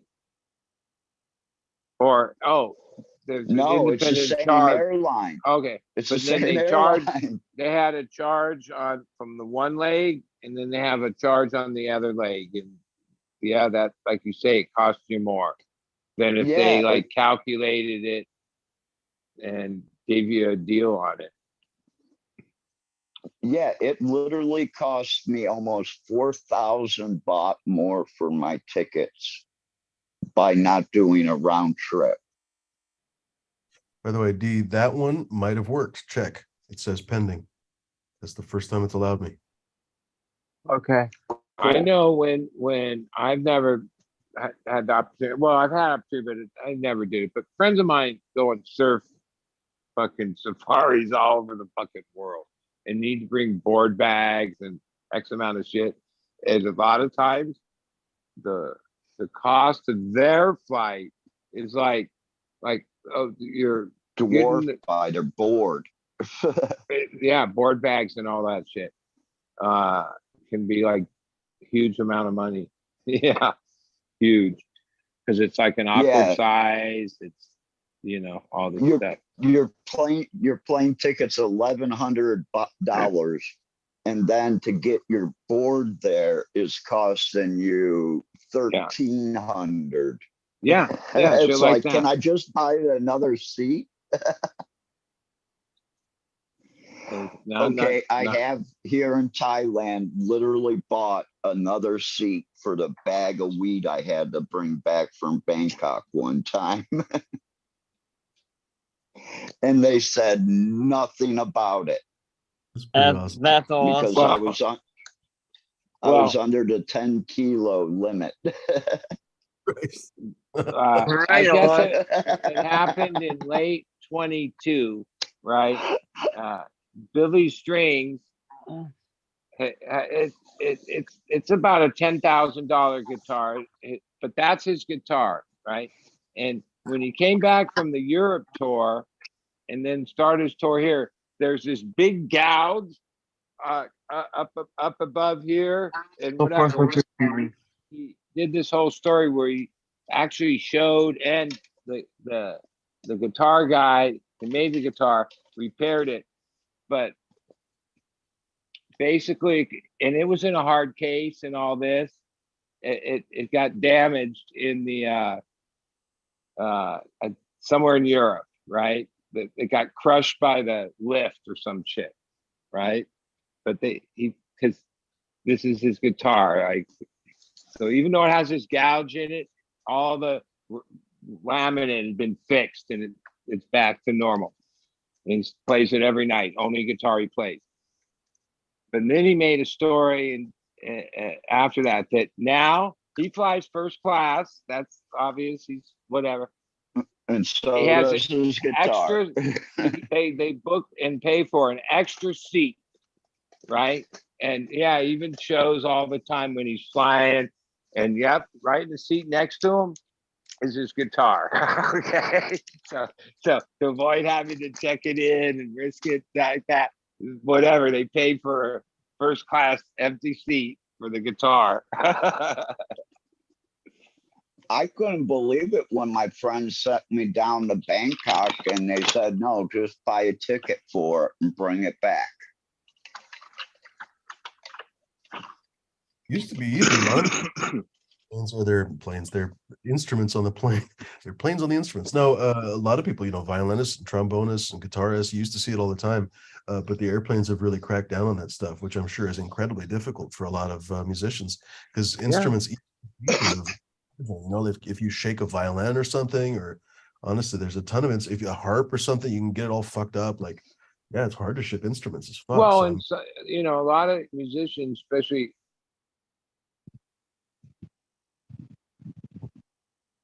like guitars, they have like Martin guitars from like 50s and 60s, or even earlier 40s. Martin is the premier guitar maker. Yeah, they're valued at like huge amounts of money. That doesn't mean people that have them, they play them, a lot of them. And yeah, if you had a guitar that much money, even violins, some of those are worth but violin, it's a pretty small case. Guitars, like, yeah, I see people sometimes bring their guitars in a soft case on flights, but yeah, I don't know if they'll let you bring a hard Yeah. case on a plane. I don't think on a plane. And another thing, you used to be able to bring your suit in a suit bag. You really don't. They don't have room for them anymore because they took them out to put an extra row of seats in. But if you do dress nice and you have one, they will find a place for it because I have to fly with a suit every once in a while. And the stewardess find a place for I it. mean, what I've noticed in the, I don't know, gradual, the airlines, the luggage thing is like a huge part of their income. Like, oh, well, it's just basic. Like, mainly you get the one, I check things in, but if it's over 50 pounds, they make you pay. That seems reasonable. I mean, weight's part of the equation on a plane. But then why I check things in is because I can't stand. I go through the airport with my phone up minimal. But a lot of people, they don't check anything in. And then, man, they bring a lot of stuff onto the plane, you know, like they push it like yeah, they do. You know, And a lot I've of been times they let and I've seen some of the stuff get on there. It's like, how did this guy get on? And they made me go through my bags and pull stuff out of my carry-on because my carry-on was a little too heavy. Well, a lot of times I fly Southwest where like if you 24 hours, don't go on there and like pick your seats. Oh, if you somehow forget to do that, oh, and then you'll be in the last grouping to go on the plane, right? It's like that. Unless you're disabled. Yeah. And like a couple times that happened. And then the problem was, oh, whatever amount of people, they had so much stuff, there was no more. I had just a backpack. Nope, like it was all full. It was beyond full. When I switch my planes and go from the domestic terminal to the international terminal, I do have to say that I play my handicap card at the international terminal because I know where the gates are. And no, I'd rather have someone push me or take me in a little cart that distance. I mean, it's literally like a 10-minute walk from the security checkpoint after going through immigrations, getting out of the country. It's a 10-minute walk to my gate. I can't do that. They shut down all the escalators in the airport for some reason. So I play my handicap card in the airport. Well, there's nothing. I mean, yeah, fuck, you're handicapped, and what makes you handicapped is if you think you're handicapped. If it's I can't painful, stand for a long period of time, and I can't walk for a long period of time. Like the way I understand California is like even when the situations, concerts, anywhere, they can't even ask you like the way the law works. So it's not like you ever have to prove to them. They can't they can't go, well, wait, you look pretty, are you handicapped? No, they can't question you because whatever, Supreme Court ruled, whatever. Like if they do, you can sue them because there's like a whatever Disabilities Act where they can't ask you. Bud even knows this, but I travel with my handicap placard that I can put on my rear view mirror. I travel with that.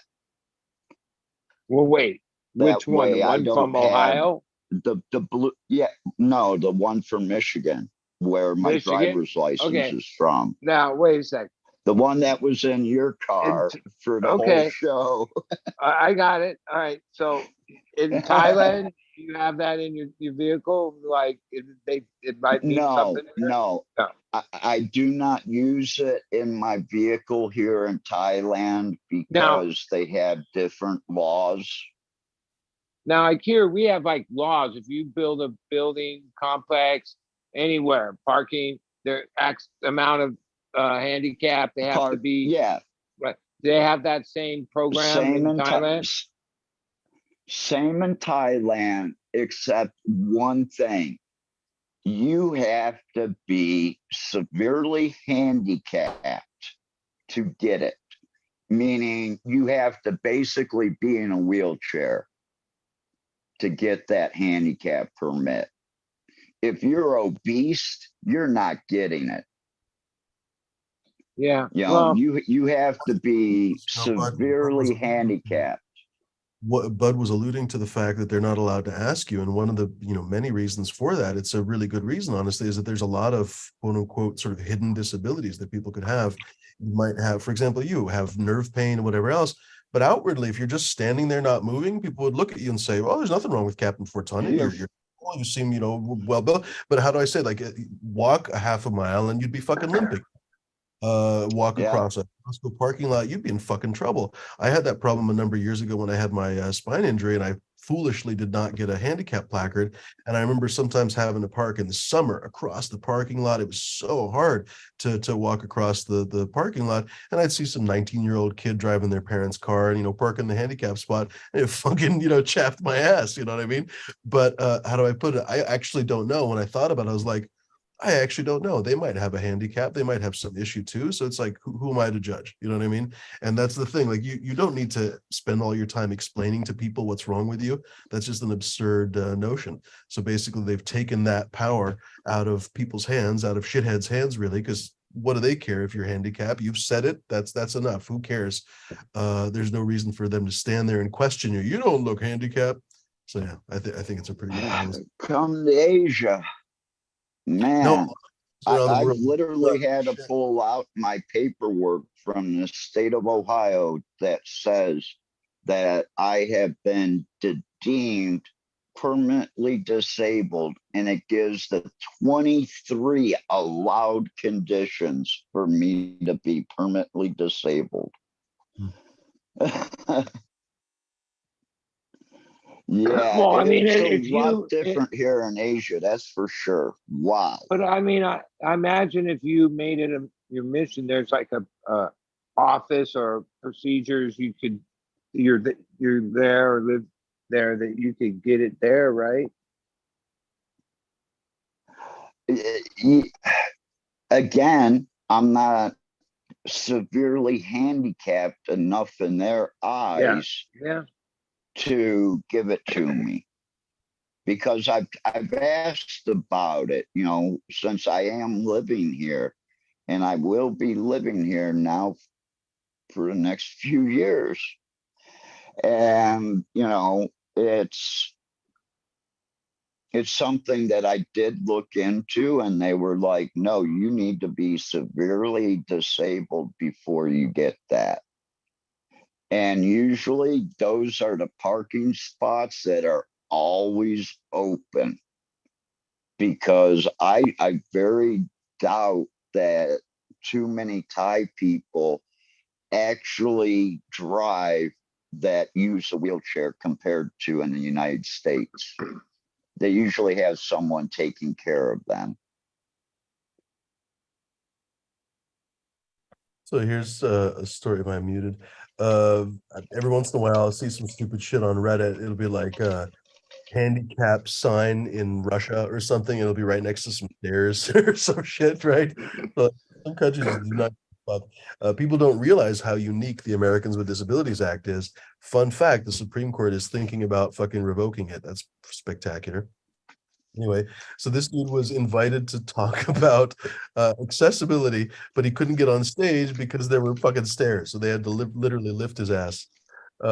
Here's one. I've seen this one. I think I've seen this one before. So that's the handicap ramp right there.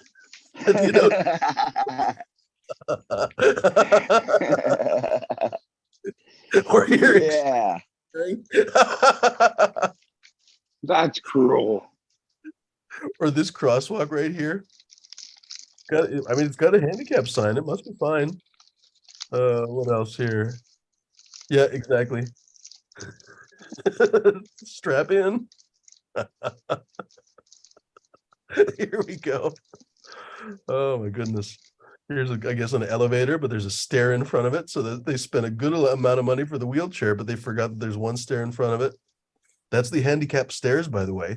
So right next to it is the normal stairs. And of course, there's the handicap stairs with a little bit of extra grip. Yeah, once again, we've got a nice ramp going so you can zoom down the hill a little bit. How are you supposed to what? I mean, fuck. Yeah. Anyway, I don't have to go through all of them, but yeah. No, you see it here too, like by the Sea of Galilee when I did I think in fact when I did the video that I put up on YouTube, just like I don't know, like a minute video of the sunset or something, very, very close to me, like maybe 10 feet away, was 2 or 3 handicap spots. But I was looking and I was like, wait a second, where's the ramps? There were no ramps. There were actually little curbs all the way around those. I should go back and take pictures of it now. So like there are, and actually they use the same logo. There are handicap spaces and everything else here, but in many cases there's not a fucking ramp or whatever.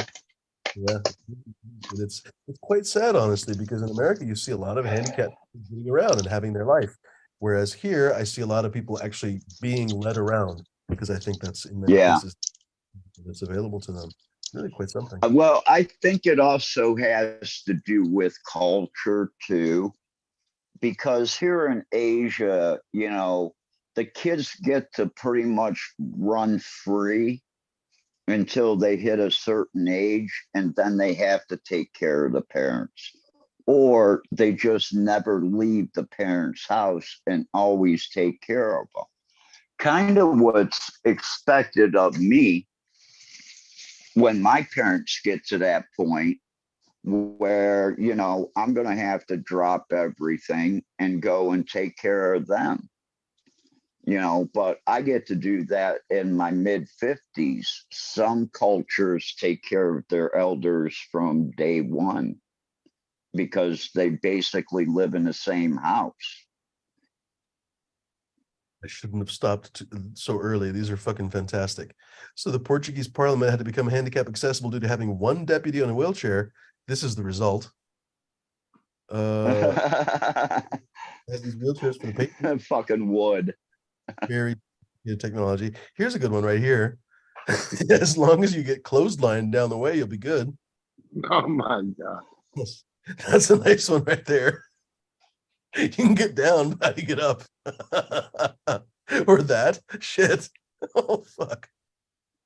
Well, you've been talking about this. I mean, I remember as a younger person, when you came to intersections, you stepped off the curb.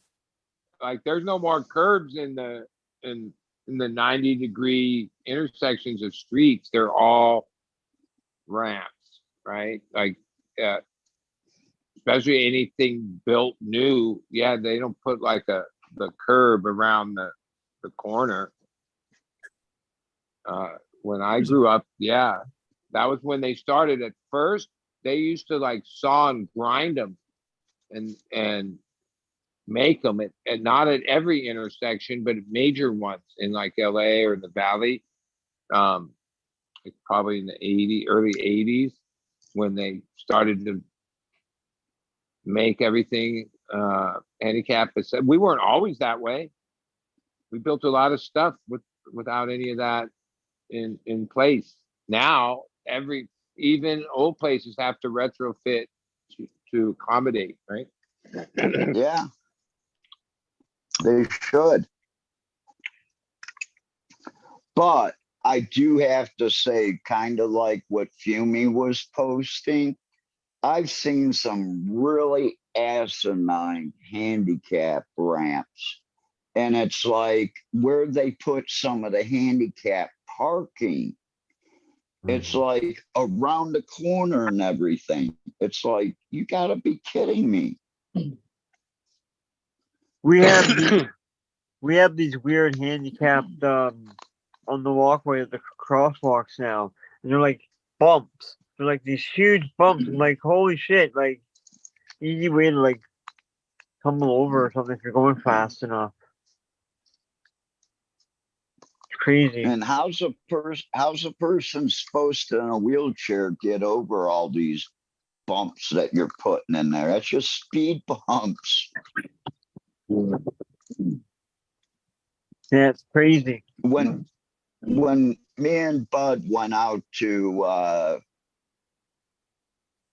the Grateful festival. Dead show the show up Oh, in yeah. LA, we had a friend who was in a wheelchair with us, Matthew. He used to pop on to the chat every once in a while. He joined us, and I tried helping him down to the lower handicap spot. And it was At the like, Hollywood holy Bowl. shit. Which Yeah. the Hollywood Bowl was built before handicap was a thing. It's like hills. Yeah, but if you paid the remember they 50 had the bucks, you special got to park elevator? at the top of the hill. Because like when you walk in, it's all about walking up the sides or these Yeah. hills. But they had this elevator, and then you had to go back down. They had accommodation, but that's a place that is a little rough. I mean, each fit like because it's retrofitted, it really didn't like if they built a place like that today with the current laws or rules, yeah, they would design it totally different to better accommodate. Yeah.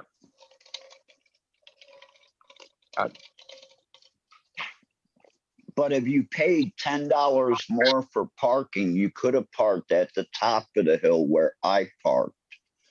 And that meant the gate was only right down the hill. Or if you had the passes, you could walk right next to where I parked and walk through the back gate that way there. That was the best extra $10, but the most expensive parking I've ever paid for a concert. $50 for parking. No, I've heard it's gone up, but when I went to the new Soho or whatever, the Coliseum in LA, the one they spent $1 billion building for the. Now I've been there for the Dead shows, and it was 40 or 50, but it wasn't in the SoFi, but it was the same facility. No, for the Rolling Stones last year, I guess that was last year. I don't know. It was a while ago. $85. I was like, holy shit, to park. You're in better England. off. You're better off to.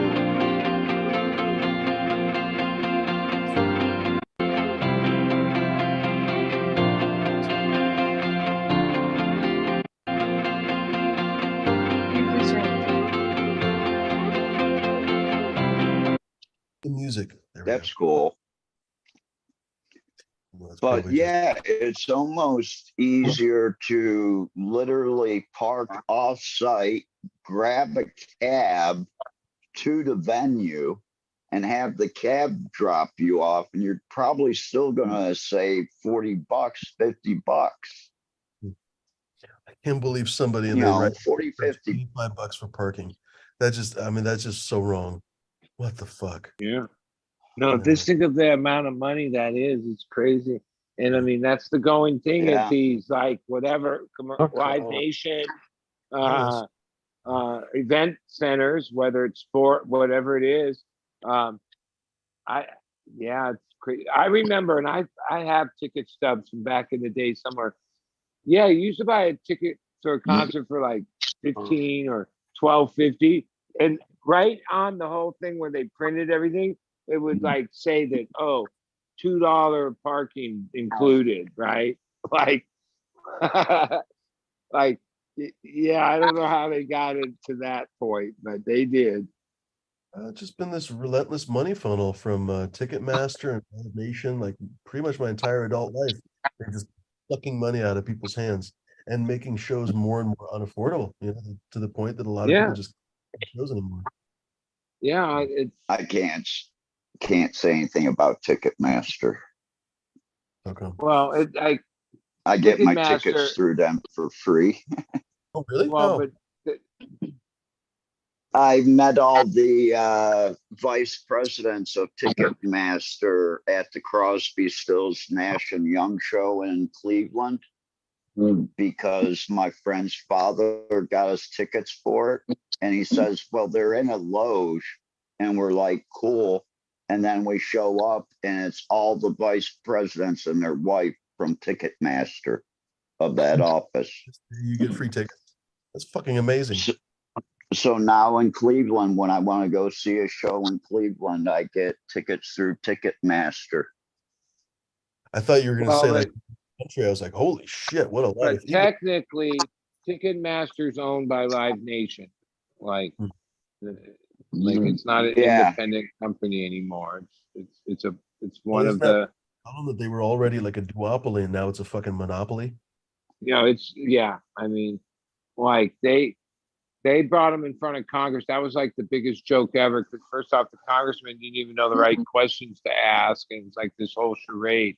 But there was these hearings last year, and they had to admit, like they tried to say that they only controlled like less than the majority of the venues in the country.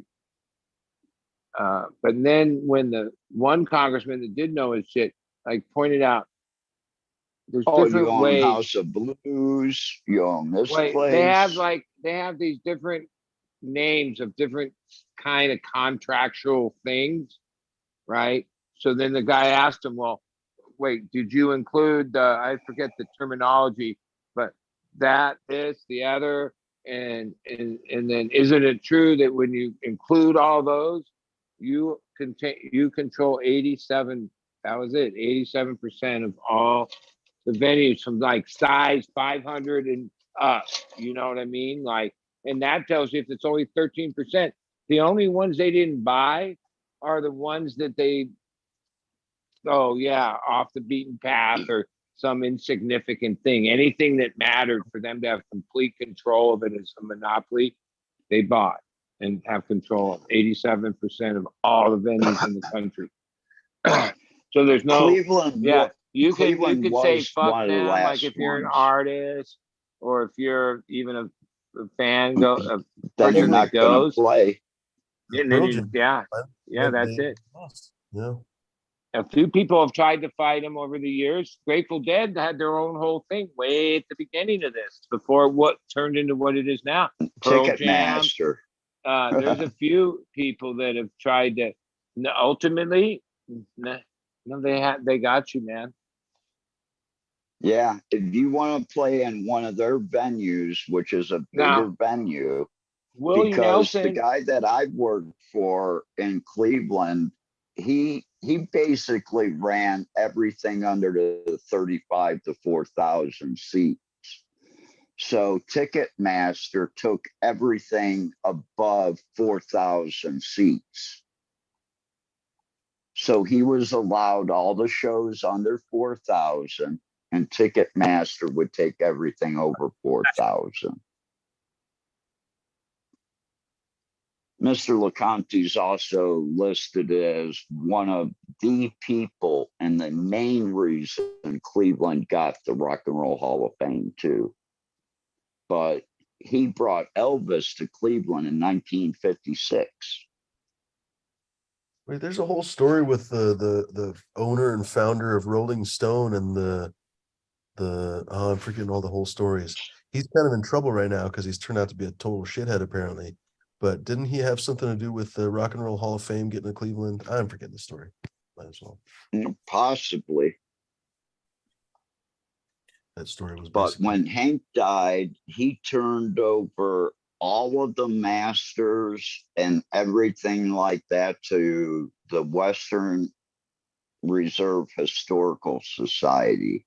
He ended up giving millions and millions of dollars in recordings to a national, local reserve to keep it for history. Because Willie Nelson had his went at Live Nation and And it's not just for him, it's for every band in Live Nation, which is a huge thing. They dropped the merchandise percentage fees. So beyond all that, when you sell, like, let's say you sell a $35 shirt in a Live Nation event, oh, they were taking like $10 of the money, right? And Yeah. every band, opening act and main acts, get $1,500 gas money, all this stipend, like somehow, and it's all because, like, yeah, Willie Nelson like stood up to him, like mainly for himself, and I guess it's a type of thing where, well, if they were going to do it for one, they couldn't keep doing it to everyone else and just make him oh yeah, we don't charge him for all this. But yeah, this last week on the 28th, they announced it. And even this one musician guy I follow, he made a post where, yeah, he showed the money he got. Like they gave him money for fuel and stipend.